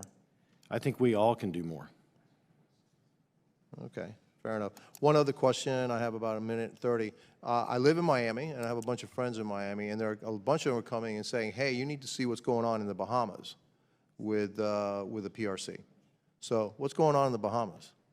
And by the way, the Bahamas are 50 miles away. Yeah, Congressman, I couldn't agree with you more. The PRC is aggressively pursuing their economic coercion in the Bahamas. They've built the biggest embassy around the globe in the Bahamas. They have a very aggressive ambassador who uses the information space to undermine us each and every day. The resort that they built on top of our cables that come ashore there, which are crucial for command and control, which are crucial for economic prosperity, those kinds of things as well. They're right over that as they gain additional access to land. And right on top of the Navy's test and training facilities in the Atlantic as well. So they're very aggressive in the Bahamas. They after the hurricane in Abaco Island, the Chinese financed and ensured they built a port there. That port's not being used for military purposes right now, but it's another indicator of their aggressive nature to coerce and use their economic influence around the globe. And we don't have an ambassador since 2011 to the Bahamas? There's currently an ambassador that's nominated but not confirmed, and it's been since 2011 since we've had an ambassador. Fair enough. That's very concerning to me because obviously, I live in Miami and that's only 50 miles away. So thank you very much and my time's up. I yield my time back. Chair, and I recognize the gentlelady from Pennsylvania, Ms. Houlihan, for 5 minutes. Oops, thank you. And thank you to the panel for coming and speaking to us. General Richardson, my questions are for you at first. The TCOs are very much a large part of the reasons why we have concerns about the security of the southern border, and you spoke about that here and also in your testimony about the flow of drugs that they are generating. These guys are super well funded, $310 billion annually, as you also noted in your testimony. Can you talk a little bit about, if you're able in this setting, these criminal organizations and how they're receiving support from the PRC-connected criminal organizations and what Southcom is doing to prevent that? So the connection, what the TCOs do with the violence and the corruption, and it cracks the fragility. You know, these democracies, again, are trying to deliver for their people. It creates insecurity and unstable environments. It causes people to have to move and get on the move. It feeds into this irregular migration when people and families don't feel safe. But what are the mechanisms that the PRC is exercising to deliver funding or support to these organizations, to these criminal organizations? So through the money laundering, in terms of the transnational criminal organizations being able to provide the money to the PRC, who then sell it back to the countries through the goods, is one way to do it.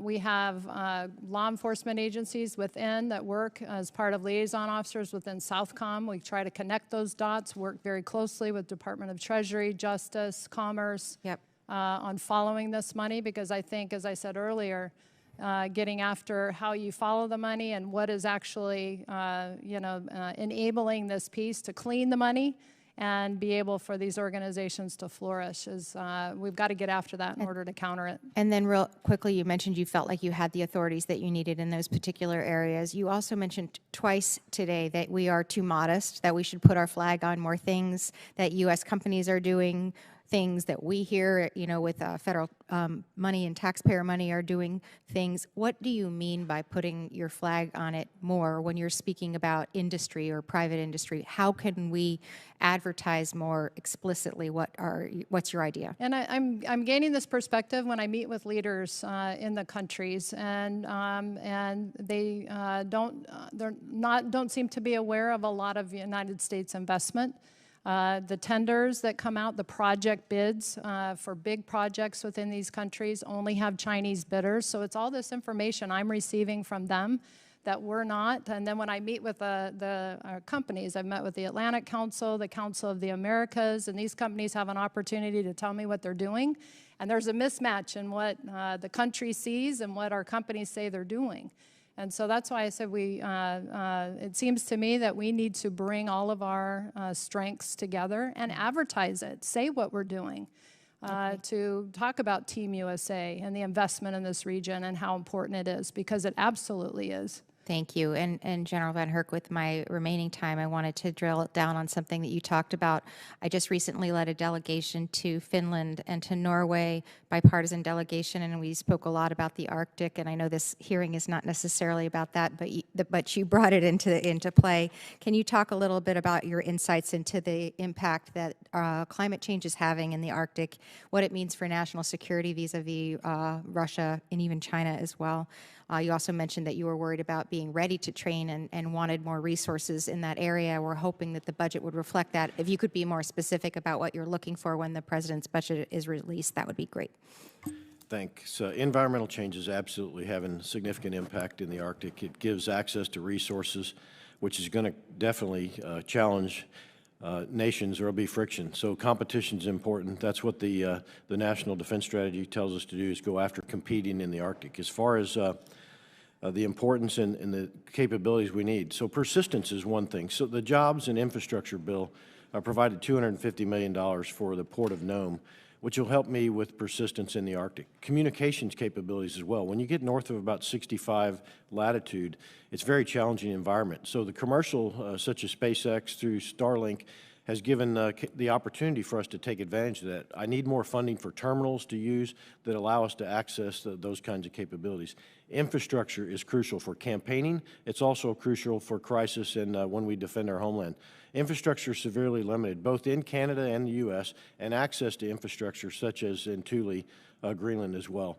So when you only have a day's worth of fuel or a limited billeting, those things will prevent me from doing what I need to do to defend the homeland. Thank you. I've run out of time. I yield back. Chair now recognizes the gentleman from Texas, Mr. Fallon, for 5 minutes. Thank you, Mr. Chairman, and thank you for having this hearing. It's vitally important. General VanHerck, in January, there were 1,400 pounds of fentanyl seized at the southern border. I mean, I found that to be startling. And so I'd like to start, if we can dial it back a minute. And Ms. Dalton, do you believe that national security, the border security, is a national security issue? It's a homeland security issue. Do you think it's a national security issue? We have national security Yes interest or no? in a secure It's a really border. simple question. Yes or no? We have national security interest in a secure So border. yes? You're not going to answer? Yes or no? We have national security Okay, interest all in a right, thank secure you. border. So General VanHerck, same question. Is real simple. Is border security a national security issue? I'm on record of saying that border security is national security. See, it's not that hard. Yes, thank you. You know, it's interesting because I had an amendment to the NDAA in 2021, and it simply said that.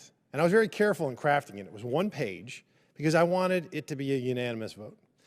And it did pass. Republicans were in the minority at the time. It was 31-28, and it passed 33-26, which meant that 5 Democrats voted for that and agreed with the statement that General just made and I made. But 26 Democrats said no. They voted no, which was shocking to me. So as you know, we laid out that securing our southern border against transnational criminal organizations and drug dealers and human traffickers, weapon smugglers, terrorists, and various other criminals is a matter of national security. And what we really ultimately have to decide is the United States federal government going to control our southern border, or are we going to let the Mexican drug cartels do it? Because we've seen in the last couple of years, we had never had a month that we had over 200,000 illegal border crossings. And then we had 10 months in a row of over 200,000 illegal border crossings. We had caught over 100 people that were on the terrorist watch list. We had 160 countries represented by folks that were crossing the border illegally. 25,000 pounds of fentanyl has been seized, and even more now over the last couple of years, which is enough to kill every man, woman, and child dozens of times over. And we lost 108,000 Americans to fentanyl overdoses last year. And as we mentioned, General, about the 1,400 pounds.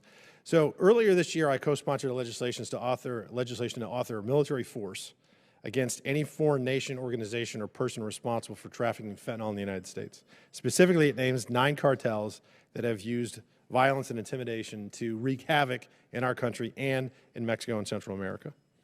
So, General, do you believe that the Mexican drug cartels present a clear and present danger to the United States? I believe that transnational criminal organizations are a global security problem, which would include here in the homeland. And sir, what are your thoughts on authorizing military force against the cartels to stop the deadly flow of narcotics into our country? I think that's a policy decision. If directed to plan and execute and use military force, then I would do that. Posse comitatus prevents me from enforcing our laws. I believe that inside the United States, this problem is a Homeland Security, Department of Justice problem, not a DOD problem, and they need to be fully resourced to execute their missions. And what else do you think, in your opinion, we could use to effectively confront the cartels and to protect the country? I think information sharing, helping our interagency partners, which is what we're doing, is crucial. I think information sharing with Mexico and other Western Hemisphere nations, as General Richardson has discussed, is crucial to enable them to address the problems that they have on their soil. Their problems on their soil are a problem on our soil as well, and so we need to work together. And so I really quickly, too, want to get to the fact that you stated in your testimony in front of the United States Senate, I found this fascinating, that most GRU members, we would probably know them colloquially as KGB, their predecessors, that most of the GRU members in the world are in Mexico at the moment, which I found startling. That those Russian intelligence personnel, you know, and they're keeping a close eye on their opportunities for influence in the United States. And then in FY 2022, Customs and Border Patrol officers encountered 21,763 illegal aliens from Russia. And then in this fiscal year, it's been 17,000 already. And, you know, you think about that, and even if 1% of those are Russian intelligence agents, And that's the ones we caught, never mind the ones we didn't. I mean, we could be looking at a battalion of essentially KGB officers in our country. So is it a reasonable assumption that adversarial intelligence services such as the Russians and hostile non-state actors would take advantage of the vulnerabilities at the southern border to serve their interests? Congressman, I would say that potential adversaries would take advantage of any opportunity to gain access here, whether it's the southern border, whether it be through cyberspace, the information space as well. They're going to take advantage of any loops or gaps. Gentleman's time's expired. Chair, and I recognize the gentleman from California, Mr. Carbajal, for 5 minutes. Thank you, Mr. Chairman, and thank you to all the witnesses for being here today. General Richardson, you highlighted significant investments from the People's Republic of China into the Southcom AOR. I agree with you that strengthening partnerships to help partner democracies deliver for their population is imperative in helping counter the PRC's influence. Do you think we can strengthen relationships with countries who are sympathetic to the PRC through this strategy? And what other strategies are being implemented to encourage alternatives to cooperation with the PRC? And how can Congress help to further that support? So thank you, Congressman. I think that the work that we do with, the answer is yes. And the work that we do with security cooperation, building those relationships, I'd like to highlight the IMET, the International Military Education and Training, as well as the professional military education. When you're talking about building that trust, not just at the leader level, but all the way down at leaders, because they grow up to be in charge of their militaries and their services. And the investment that we make in that program, I would say that we really need to look hard at it and continue to fund that, and maybe even a little bit more, because it's so important. When I can pick up the phone and we can have our conversation, the folks that have been, the military leaders that have been to school in the United States speak English. There's no translating. We've already built the trust. We are already crossed the bridge, and we're building the relationship already, as opposed to not. And so just a shout out for that education training program, because it's just huge. It's a huge enabler for us. But the security cooperation, the train and equip, understanding the challenges from their perspective, being able to link the leaders together from the different nations, we've been very successful at that. And they can do cross-border operations, because the borders a lot of times between our partner nations are very porous, and they're not wanting to cause an international incident. So there might be some seams and gaps there, closing those gaps and having those leaders work together. And I have many cases where they've been able to do that over the past years. But those levers that I have in order to make our partner nations stronger are really where we succeed as partners, and our partner nations succeed, and we succeed as a team democracy. Thank you, General. General VanHerck, as you noted, the administration funded over-the-horizon radars, allowing us to better detect potential threats to the homeland.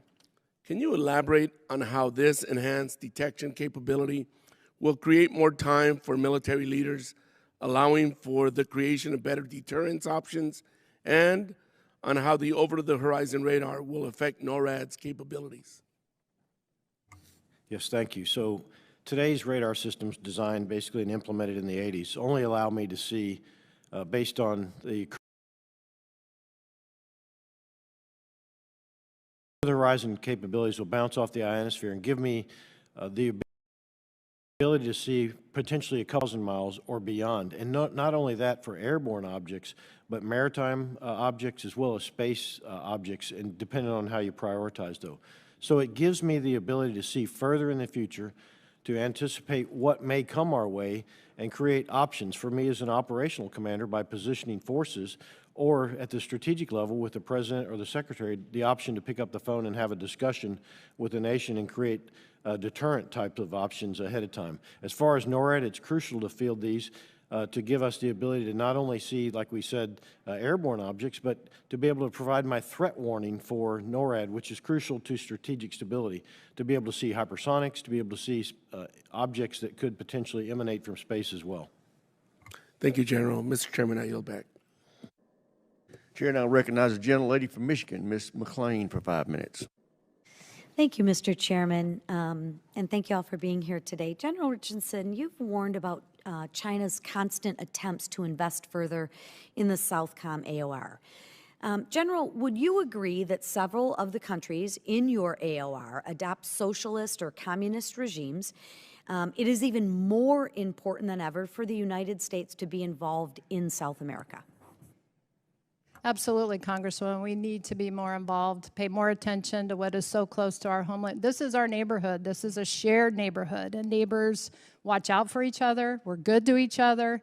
We help each other, and so absolutely. But I would say that they're paying attention to the PRC, not because they want to, it's because they have to.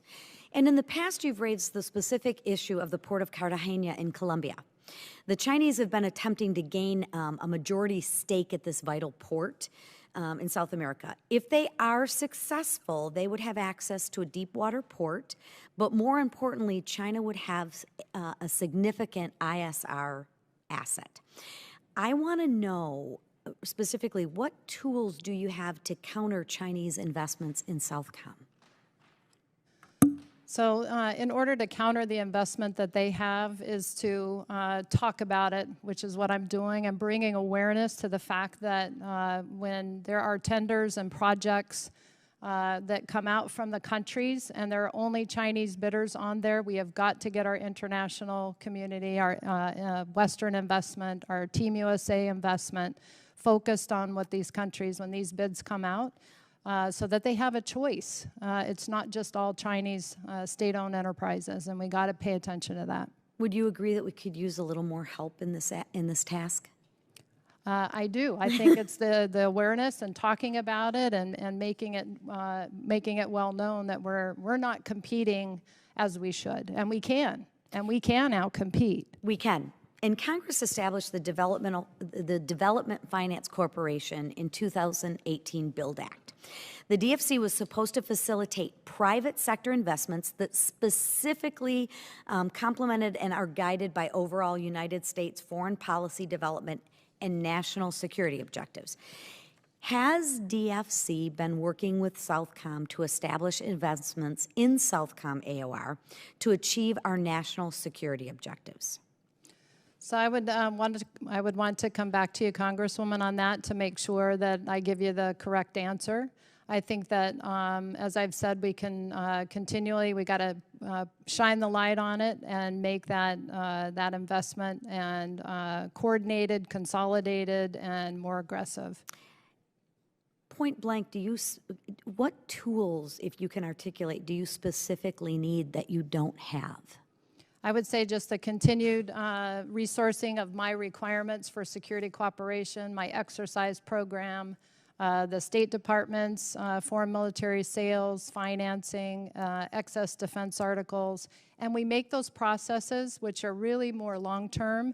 We've got to pressurize them and make them to where they deliver within months, not years. And I want to go back to this the DFC. You will get back with me on my question on have they been working with you and to what end? Because we give them a lot of taxpayer dollars, and I want to make sure that those taxpayer dollars are being spent. Right. We're getting good value for our money, right, so to speak. I mean, Congress established the DFC to help counter the Belt and Road Initiative, right, from the CCP. DFC was supposed to be coordinating private sector investments in projects that benefit the United States, that benefit our interests.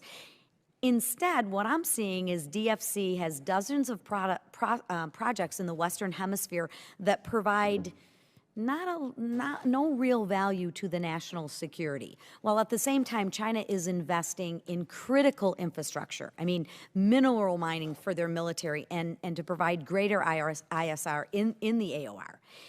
So what's a little concerning, and I don't mean this disrespectfully, but you can't rattle this off at the top of your head, yet I'm sure if we ask China, they have direct mining initiatives, Belt and Road. I mean, they have clear and precise initiatives. In my opinion, Congress needs to take a hard look at the DFC, the DFC's mandates, when there's legislation to reauthorize this agency when it comes up for reauthorization this year. I mean, we need to take a good, hard look at what are those dollars getting spent for? And are they being spent appropriately? Gentlelady's time's expired. Chair, now recognize the gentleman from Nevada, Mr. Horsford, for 5 minutes. Thank you very much, Chairman Rogers and Ranking Member Smith, for holding this important hearing. Assistant Secretary Dalton, in your testimony, you mentioned that rising temperatures, droughts, and more frequent, intense, and unpredictable storms and floods have already begun to affect military readiness and impose significant cost on the department. I agree with you that these environmental hazards are degrading readiness, critical infrastructure, and capabilities. In my home state of Nevada, the vast majority of the state is currently experiencing a severe drought. That means that 2.6 million people are affected by the drought, with 6.13% of Nevadans experiencing extreme drought. The Colorado River Basin has racked up such dramatic deficits that a single season can't foretell the dire water supply concerns. And Lake Mead, the nation's largest reservoir, has fallen by about 170 feet since the current drought began in 2000 and currently sits at 27% capacity. In fact, if Lake Mead falls below 950 feet, it will go to dead pool status, which will prevent it from generating power that serves 40 million people throughout the West. This clearly has an impact on our readiness, including the bases in my district at Nellis Air Force Base, Creech Air Force Base, the National Test and Training Range, and the Hawthorne Army Depot. So could you explain how extreme weather is affecting our military readiness further and how the department is addressing climate resiliency? Congressman, thank you for highlighting this really important issue. The NDS captures it as a critical transboundary challenge facing not just the United States, but also our global network of allies and partners. The department is seeking to make our systems more resilient to a range of threats that result from or are exacerbated by extreme weather events, which are being reshaped by climate change, increasing the resilience of our bases, making our structures, power grids, fuel distribution systems, and water lines more survivable, not only gives us a strategic advantage, particularly in contested logistics, but also improves our operational effectiveness. The military's mission is to provide the most lethal, effective, and capable fighting force, and that requires adapting to a changing security environment, including the effects of climate change. Additionally, working to build the resiliency of our partners to respond to climate-related disaster response efforts through both DoD and non-DoD programming will help DoD sustain focus on our key warfighting mission. For example, Southcom is working with allies and partners in the Caribbean to enhance their planning capabilities and better prepare for the anticipated impacts of extreme weather events and regional climate-related hazards through an upcoming tabletop exercise. And we're grateful for Congress's support of a new authority, the Defense Operational Resilience International Cooperation Fund, that will enable us to help build the resiliency of our allies and partners abroad. But we're looking at this both domestically and abroad to tackle the effects of climate change. And what happens if we fail to build resilience against these effects of climate change and its effect on the loss of military capability? Thank you, Congressman. Let me give you a pretty stark example. The NDS makes clear the PRC is our pacing challenge. The priority theater is the Indo-Pacific. When we look at Pacific Islands that we rely upon for access, basing, and overflight, for priority war plans, for PRC contingency, those are the very islands that are subject to storm surge and sea level rise over the next 10 to 20 years. And so if we fail to build climate resiliency in the Pacific Islands, key locations like the Kwajalein Atoll that has critical missile defense capabilities, we're going to be at risk of being able to perform our warfighting missions, full stop. Well, I appreciate very much the department taking these challenges seriously, for you answering my questions, and I look forward to continuing to work with the department and this committee to address the threats facing our national security, including those related to climate. Thank you. I yield back. Chair now recognizes the gentleman from Texas, Mr. Jackson for 5 minutes. Thank you, Mr. Chairman. I appreciate it. And I also want to thank our witnesses for taking time out of your schedule to be here today. Much appreciated. The past 5 to 10 years have brought with them unprecedented challenges in North and South America, including natural disasters, political upheaval, border and migration crises, and a pandemic. Overshadowing all of these challenges are the ever-growing attempts of the Chinese Communist Party to achieve influence and a foothold right here in the Western Hemisphere. In the last 5 years, and I know this has been touched on a little bit, in the last 5 years, Taiwan has lost 4 allies in Central America. Panama in 2017, El Salvador in 2018, Dominican Republic in 2018, and Nicaragua in 2021. In all cases, the severing of these relationships with Taiwan came hand in hand with Chinese predatory economic tactics in the form of investments and loans for these small countries, something Beijing has been able to exploit all over the world, quite frankly. The majority of Chinese enticements to these small, vulnerable countries have come in the form of significant financial aid and investment in exchange for severing ties with Taiwan. General Richardson, to your knowledge, have any Chinese offers involved military assistance, and have there been any requirements from the PRC to allow access to Chinese forces on any territories here in the Western Hemisphere? So in terms of the hardware and the ability, so the PRC does compete in terms of the whether a country is looking for vehicles or aircraft or things like that. And so certainly with our processes and the countries now, partner nations, are looking at, because of the economies and the issues with their economies, they're looking at what's the best finance package too, to also be able to, before they make the big decision on buying aircraft or vehicles and things like that. And so the PRC is definitely competing in that space. In the military space as well.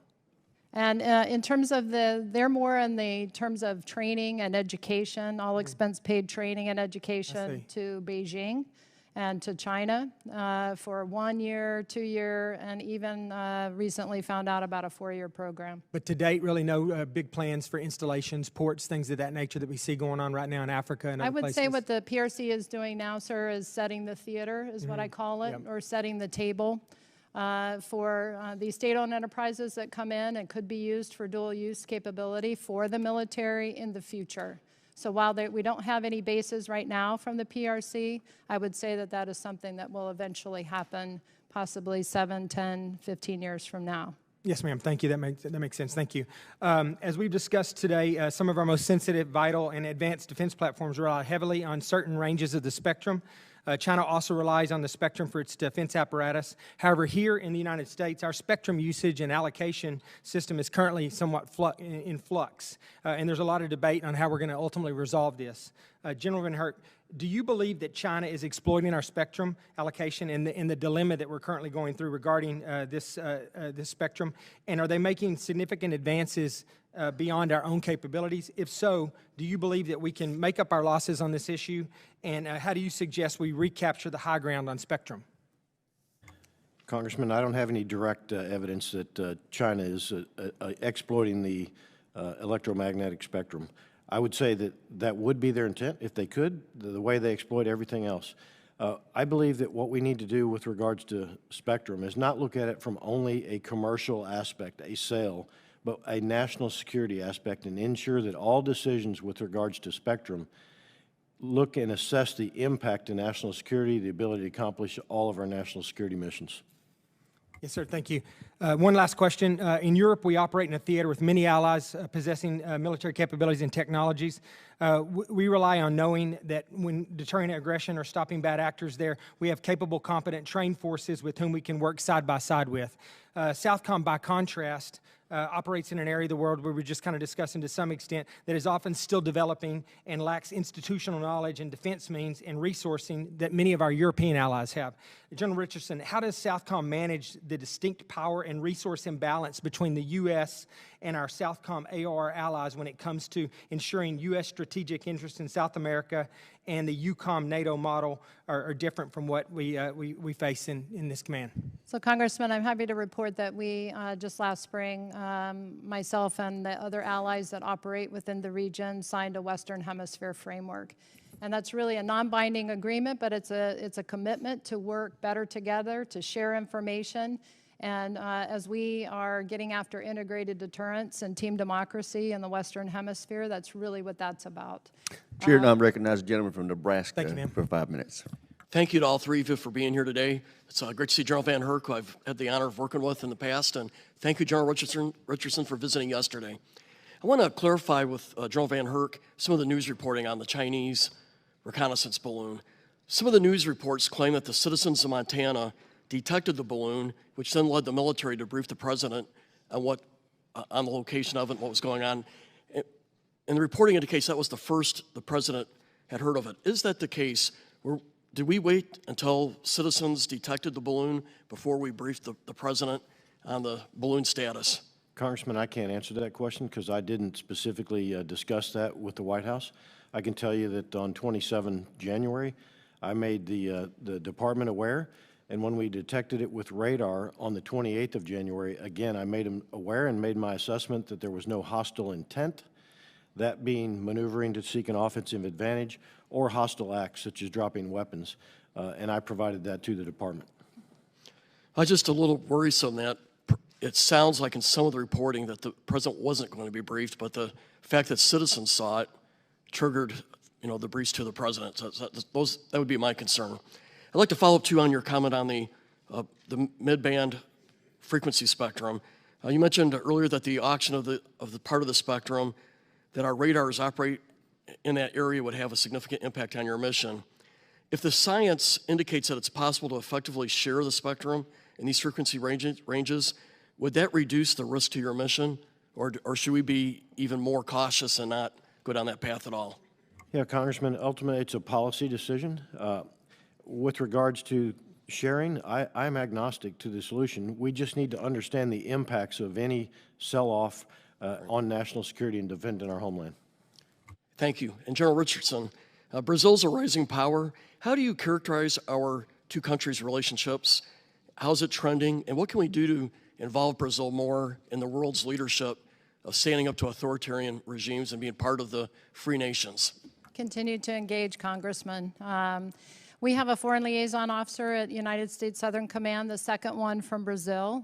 We need to keep that relationship and build upon that. And it's through our exercise program, I really think that we're able to continue to build that. We have a very good mill-to-mill. I have the Chief of Defense that's visiting the Southcom headquarters this coming Monday and Tuesday of next week. And then I will go to Brazil next month and visit with the Minister of Defense as well as the Chief of Defense again. But it's to build that trust. We have a brand new administration that's in the seat. And so clean slate, and we got to move out. Thank you. Would you benefit from having more Navy and Air Force presence in the southern part of South America? I would say our presence from Team USA in the region, as I said earlier, getting down into the southern cone, because it is a little bit further, and it takes, we need to visit our partners there. We need to be with them on the field. We need to meet with them in person. We need to do exercises in that region and be present, because there's a lot of, I think that's why the PRC has been able to gain inroads in the southern cone of Latin America, because we're not there. We're not there to compete with them on the field. Thank you. General VanHerck, one last question since I got a little more time. One of the things that concerns me is nuclear command and control and having the survivability of it. I know that's more in the STRATCOM realm. What's your take on what's your assessment of our ability to track hypersonic weapons and the warning times that we would have to respond? I'll give you more in a classified setting, but I have significant concerns about my ability to track hypersonics and cruise missiles, for that matter, and track undersea capabilities for submarines that could potentially threaten us, and cyber threats to our homeland. I'm on record. I've been saying it for 3 years, so significantly concerned about that. With that in mind, I think we need to do more on strengthening our command and control survivability. Yeah, I want to point out why this is crucial. Okay, this is decision space for our national security apparatus, for continuity of government, for survival of our nuclear forces. And when you can't provide threat warning or attack assessment in a timely manner, then strategic stability erodes and the potential risk of strategic deterrence failure goes up. So I couldn't agree more. We need to be very concerned about that. The Russians and the Chinese must know that we can respond, and we have to ensure that we have the capabilities in place to do it. Thank you. We absolutely can respond. And I would remind you that the foundation of Homeland Defense is the nuclear deterrent. Yep. It's a safe, secure, reliable nuclear deterrent that we have today. Thank you. Mr. Chairman, I yield back. Thank the gentleman. Chair, and I recognize the gentleman from Georgia, Mr. Scott, for 5 minutes. Thank you, Mr. Chairman, and I'd like to take just a minute to read from each of our witnesses' testimony. And General Richardson, on page 2, you give a pretty bold and direct statement. Today, the PRC has both the capability and intent to eschew international norms, advance its brand of authoritarianism, and amass power and influence at the expense of the existing and emerging democracies in our hemisphere. This is a decisive decade, and our actions or inactions regarding the PRC will have ramifications for decades to come. I agree with you 100%, and I appreciate you being as bold as you are with that statement. General VanHerck, in your statement, on page 4, in May of 2022, the PRC and Russia conducted a combined bomber patrol over the Sea of Japan, coinciding with the Quad Leaders Summit in Tokyo. The May 2022 bomber patrol was followed by a second bomber patrol in November of 2022. The cooperation is not confined to the air domain. PRC and Russian naval forces conducted a combined patrol in the fall of 2022. Ms. Dalton, in your testimony,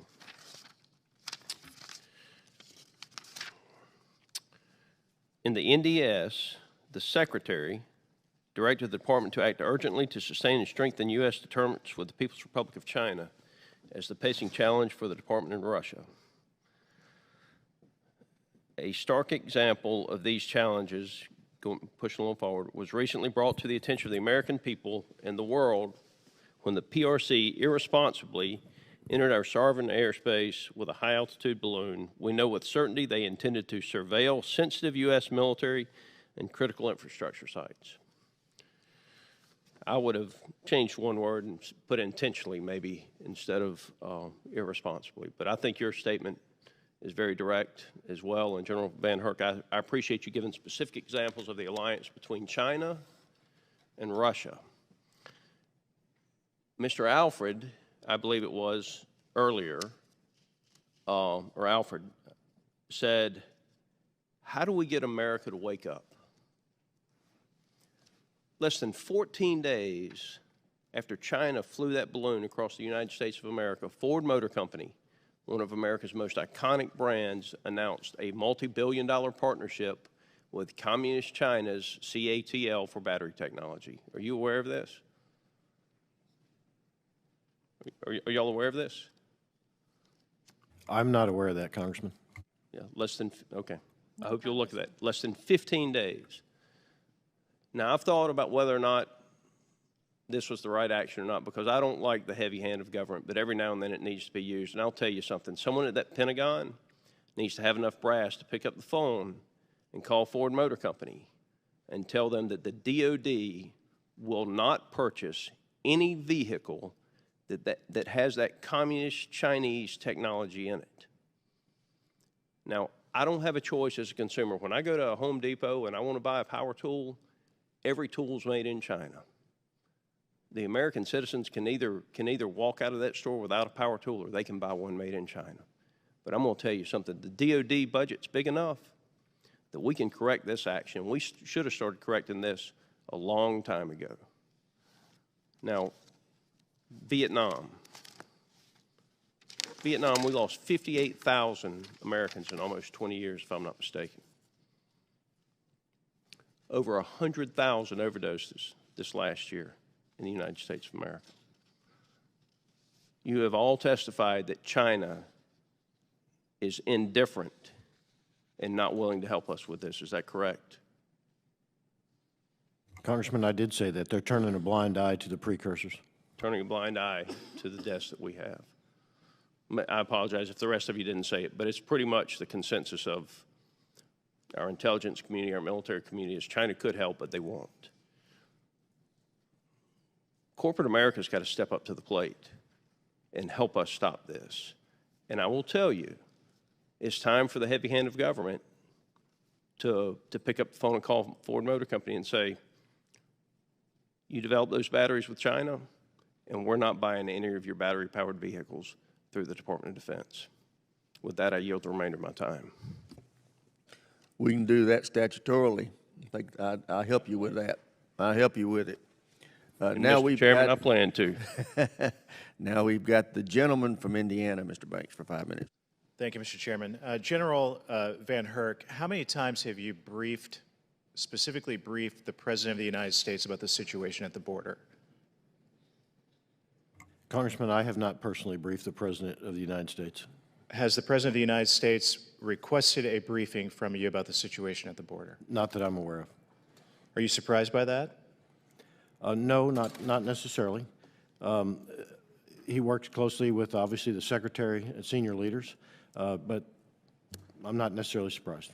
It's been said many times already, 107,375 Americans have died from drug overdoses, specifically related to fentanyl, leading cause of death of Americans my age in this country today. And we know that the vast majority of that fentanyl is coming across the southern border. It surprises me greatly. Frankly, it angers me that the President of the United States of America is so tone deaf and has turned a blind eye that he's not asking the top general in the United States of America tasked with overseeing drug interdiction at our southern border to come and brief him on the leading cause of a death of Americans of working age in this country. What is the specific role that you are playing at the border to stop drugs from coming into this country? So to be clear, I'm in support of Homeland Security. I don't have a direct role. I can't enforce the law because posse comitatus prevents me from doing that day to day. So my direct role is providing support, such as intel analysis, detection and monitoring, those types of things, but I'm not authorized to provide the support that you're talking about. What is Northcom doing at the southern border? We are doing two things. Number one, we provide support through the request for assistance from Homeland Security, detection and monitoring, which we have about 106 locations where we provide support. We provide aerial support, about 12,000 hours for detection and monitoring, and we provide intel analysis. JTF North, my Joint Task Force North, provides direct support to enable law enforcement agencies to conduct their mission, to include intel assessments in Mexico, pointing out where the Mexicans can utilize intel assessment to collect precursors, interdict precursors, and also provide support to enable our folks here in the Homeland law enforcement agencies to get after the problems now north to south flows, such as interdicting money and also interdicting weapons. But I can't do that directly because that's a law enforcement action. But could the President ask you to do that? The President could ask under special authorities for the military to do more, yes. Yeah, I mean, this is pure insanity and a testament to the lack of leadership of this President that he's not asking you to do whatever you can to stop fentanyl from flooding into this country. In fact, let me point out that in 2020, President Trump visited Southcom for a briefing. Specifically, he went to Southcom for a briefing to talk about the campaign against drug trafficking. That's the type of leadership that he provided in this country, the opposite of what we're seeing coming from President Biden. Mr. Chairman, it's unbelievable to me that this president has completely ignored this situation. That I'm baffled by it, that the general has not briefed the President of the United States directly and shown that kind of leadership, knowing that he could, as you just said, he could ask you to do more at the border, and he's not asking you to do it. There's not a family in my district in Northeast Indiana anymore that I talk to who isn't directly affected by the drug epidemic in this country, and that the President of the United States won't go to his top general in charge of protecting our southern border and stopping drugs from coming in here when he could is just, it's absolutely, it's shameful, and I'm going to continue to do whatever I can to make sure that we get a president in the White House who's paying attention to the southern border. So with that, Mr. Chairman, I yield back. The gentleman from Florida, in fact, is recognized for 5 minutes. General VanHerck, ever heard of Rice's whale? Congressman, I have not. I don't blame you. There are only 51 of them, and until 2021, even the Rice's whale didn't know that it was a Rice's whale. People thought it was a bird's whale. But now, because in 2021, some scientist believes they found 51 Rice's whales off the coast of Florida, right off the continental shelf, there's no live fire testing going on right now in the Gulf Test Range because the renewal process that is required has been queered by the Department of Commerce. As you well know, the Gulf Test Range is the only place where we do certain types of exquisite live fire testing. Doesn't it seem odd that our country would suspend all of that for 51 whales that are a subspecies of a different whale? Certainly a policy decision. I'm not aware of the specifics behind that, but certainly I think the stopping of military testing capabilities to test our weapons could have an impact on our readiness. Yeah, a cascading effect on our readiness, as a matter of fact, because what's happening at Glen Air Force Base now is that the live fire testing is having to occur over the land range, which is impacting the mission of 6th Ranger Battalion, of 7th Special Forces Group, of the Navy EOD School. It will potentially lead to evacuations of several highways that my constituents use by the thousands every single day. And so what I'm hoping to do is bring a little sanity to this process, because a serious nation would not impair live fire testing and other critical testing of hypersonic component parts over this range that this committee has invested about $170 million into, because we found 51 whales that we didn't know existed before 2021. Because we share a vision to ensure that we have that high-level readiness and that we have the areas necessary to plan for a China scenario, will your staff work with me to try to see how we can supercharge the voice of the Department of Defense in this interagency process where some people appear to be stopping critical military mission over 51 whales? Congressman, that's not what my staff would do. I would say the Air Force and the department should work with you on the way forward on that. I'm a consumer of that readiness. I do have concerns about ensuring our forces are ready, but that would not be my responsibility as a combatant commander. Well, will the department work with me on that? Congressman, thank you for highlighting this issue. We're happy to take that question back. Thank you. I really appreciate it, because I don't think a serious country would behave this way. And by the way, we're not the only ones operating in the Gulf of Mexico. China was able to purchase from Shell Oil an oil rig where they have dual-use capabilities. As a matter of fact, it's called the Ram Powell Unit Platform. Are you familiar with that platform, General VanHerck? I'm aware of what you're saying with regards to China purchasing an oil rig. I'm not aware of that specific platform. Yeah, so I mean, here's what happened. It was astonishing to me that this could occur. In 2016, Shell Oil wanted to sell one of their platforms out in the middle of the Gulf of Mexico where we do all this high-end testing, and the 96 Test Wing at my military installation objected. They said, please do not create a secret Chinese intelligence gathering platform masquerading as an oil rig in the middle of the Gulf of Mexico. And lo and behold, in 2016, the Obama administration State Department approved it anyway through the CFIUS process. And so, I just wonder how that happens. I wonder how, when the 96 Test Wing, when the Air Force is saying, bad idea, don't sell this oil rig in the middle of the Gulf of Mexico to China, then the Obama administration greenlights it. What advice can you give me, Ms. Dalton, about how to ensure that these interagency workings don't lead to a circumstance where Americans are paralyzed in testing and operations in the Gulf because of 51 whales we didn't know existed until 2021, and yet the Chinese are able to go and compromise a platform to gather intelligence on our exquisite testing? Congressman, as mentioned, happy to take the question back on the whales. Certainly when it comes to PRC activities in the region, as the three of us have testified today, we are closely tracking their investments, their activities, their operations, including through third parties. Is there anyone who doesn't agree with the statement that we're all better off if the Chinese Communist Party isn't operating dual-purpose oil rigs in the Gulf of Mexico? We all agree with that, right?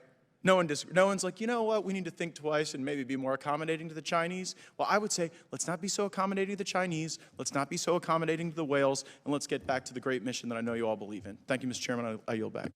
I thank the gentleman. Chair now yields to the gentleman from Tennessee, Dr. Desjardins, for any questions he may have. Thank you, Chairman. General VanHerck, how concerned are you by North Korea's continued missile development and production, and do you believe they presently have the capability to overwhelm our missile defenses of the homeland, or are they nearing that point? Yeah, so I'm incredibly concerned about their ability to potentially overwhelm my capacity to defend. I'd rather talk in a classified session about the details of that, but absolutely I'm concerned. Okay. Can you describe the benefit that the Next Generation Interceptor could provide in defending against this threat? Absolutely. So the Next Generation Interceptor gives 20 additional ground-based interceptors, which will help me with the capacity that you're alluding to. So it'll give us a total of about 64 or more interceptors, which gives me more opportunities and capacity. In addition to that, the Next Generation Interceptor, when coupled with the long-range discriminating radar, will help me against the additional capabilities they're developing, such as decoys, to be able to discriminate that. That's really crucial going forward. Yeah. How about placement of additional interceptors in Alaska? Would that be useful? Capacity-wise, absolutely, as long as they came with the capabilities we're describing. Okay. And finally, earlier in this hearing, you briefly mentioned concern about U.S. defense funding and strategies in the Arctic. I wanted to give you some more time if you needed to elaborate on your concerns in this area. Where are the gaps in our Arctic strategy and capabilities, and what do we need to be doing better to compete with China and Russia in this critical regions? Yeah, I would point to last year, the National Defense Authorization Act directed me to do Arctic studies. I completed that and turned it in, and it was given to Congress in September. That'll give you a classified look at the capabilities we're talking about, but in general, I need persistence. That means fuel north of Dutch Harbor, Alaska, infrastructure to operate day-to-day in campaigning, but also in crisis, and communication capabilities as well, so we can communicate not only voice but data as well in the Arctic. Thank you. Yield back. Chair now recognizes the gentleman from Louisiana, Mr. Johnson, for 5 minutes. Thank you, Mr. Chairman. General Richardson, thank you for your testimony today. Thank all of you for your time. I'm very concerned about China's influence in our own hemisphere in South America, and it's been widely reported that they've been trying to buy favor through the Belt and Road and other means, and you noted in your testimony that China's trade with Latin America and the Caribbean has increased by 24,000% over the last 20 years. So I'm curious about your assessment of how successful they've been in using those trade relationships to exert influence in South America, and what are some of the indicators that we should be looking at in measuring that success? So I think that is when that enormous amount of trade over a short period of time, then that's building trust with the partner nations, I would say. It's also building partnering that they are doing with our partner nations, and that further makes our partners think twice about partnering, with us or continuing to look that direction towards them. And so I think that plays quite a bit into the relationship dynamics. What are some of the things that we're currently doing to respond to those attempts from China to exert influence in our own hemisphere? And then moreover, in a perfect world, if you could design a perfect plan, what more would we or should we be doing to push back? Well, it's really to highlight what we offer and what we're able to do, that we're on the field and being able to give something counter, that there's a counter argument to what the Chinese is offering. And that's why I want to talk about loudly. We're on the ground on the military side of the house, but we can do better talking about and advertising the other investments that we have going on in the region as a whole of government approach from Team USA. And I heard you earlier, and I wish you'd elaborate or explain it one more time, what you mean by putting the flag on more things. I mean, we want to project peace through strength, and a big part of that is perception, right? Our strength, our resolve. Is that what you mean by that?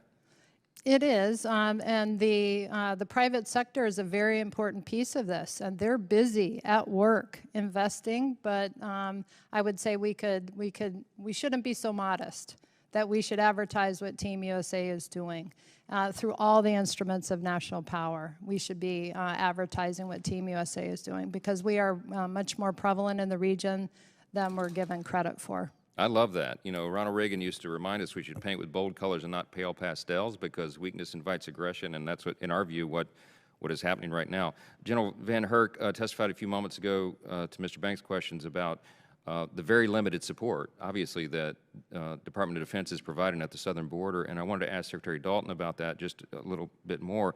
My understanding is that DOD has fewer than 2,000 National Guard personnel in Title X status deployed to the southern border in support of CBP. and the department is providing UAV support and some of the other intel assessment, I think. But the Department of Homeland Security requested the current levels of support. Is that right? Congressman, thank you for the question. So we are actually providing approximately 2,500 ground and air personnel in Title X status to support DHS in the Southwest Border Mission, as well as 12,100 flight hours. On top of that, also aerostat support, and also have the Secretary has approved contracted reimbursable support for additional air, ground, land, billeting, and medical support for a surge at the border if that's anticipated in the next few months. Okay, but all the things that have been described is not enough, clearly. We have a catastrophe at the border from our perspective, and I think the evidence speaks for itself. So why hasn't DHS requested more? That's the question. Thank you, Congressman. We are continuing to engage DHS and our other interagency partners on what is an unprecedented challenge at the border. As noted, the numbers are skyrocketing.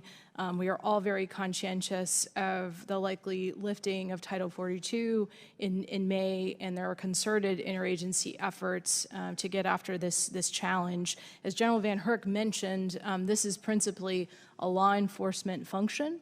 And so we are strong advocates for fully resourcing the Department of Homeland Security. Good. But For listen, I only have 10 CBP seconds and left. technologies that are important. Let me for stop this you. It's a mission. law enforcement function. But if law enforcement is overwhelmed because of policy choices or otherwise, DOD has to step up. We have to close the border. If we don't have a secure border, we don't have sovereignty, we don't have a nation. I'm out of time. I yield back. Gentleman's time has expired. Chair now recognizes the gentleman from Guam. And before he starts, I do want everybody to know, tell all the MLAs for members back in their offices, after Mr. Moylan, we will recess and move to the classified area for the second portion of this hearing. But gentleman's recognized for 5 minutes. Thank you, Mr. Chairman. Thank you for our witnesses. General VanHerck, the 2022 Missile Defense Review states, an attack on Guam or any other U.S. territory by any adversary will be considered a direct attack on the United States, and goes on to recognize that Guam, an unequivocal part of the United States, and given that Guam is part of the U.S. homeland, in your personal military assessment, General, is Guam defended to an acceptable standard, especially considering that the territory does not fall under the umbrella of NORAD? General. That question's best answered by Admiral Aquilino. What I can tell you is the department's moving forward with an aggressive plan to defend Guam. Missile Defense Agency is working that right now. I look forward to working with the Missile Defense Agency as we build capabilities out to defend the CONUS as well.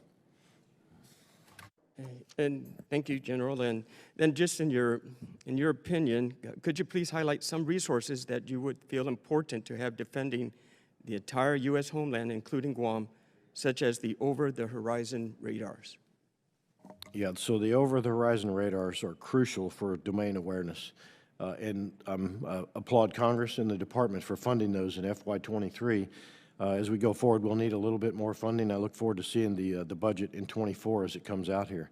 Additional capability, though, is really access to forces that are organized, trained, and equipped to operate throughout my AOR, which includes the Arctic as well, but not only in the Arctic, but here in the homeland. I'm the only combatant commander that has to go ask for forces that has an area in a time of crisis that I don't have the assigned or allocated forces. And I don't need them assigned or allocated as long as I have access to those to defend the homeland. I need additional domain awareness for undersea capabilities. The Russians, as you're probably likely aware, not only have now their most capable submarines in the Atlantic, they'll have them in the Pacific as well, and that's going to present challenges. And the PRC is about 8 to 10 years behind them. So the problem is only going to grow from a homeland domain awareness perspective, and also in the cyber domain. We need more capabilities to understand where we're vulnerable across not only DOD and our federal entities, but across the nation as a whole in the cyber domain. Thank you, General, for all you do, and thank you to the witnesses. Mr. Chairman, thank you. I yield back. I thank the gentleman. Chair will be reconvening in 2212 at 12:45. This hearing is adjourned.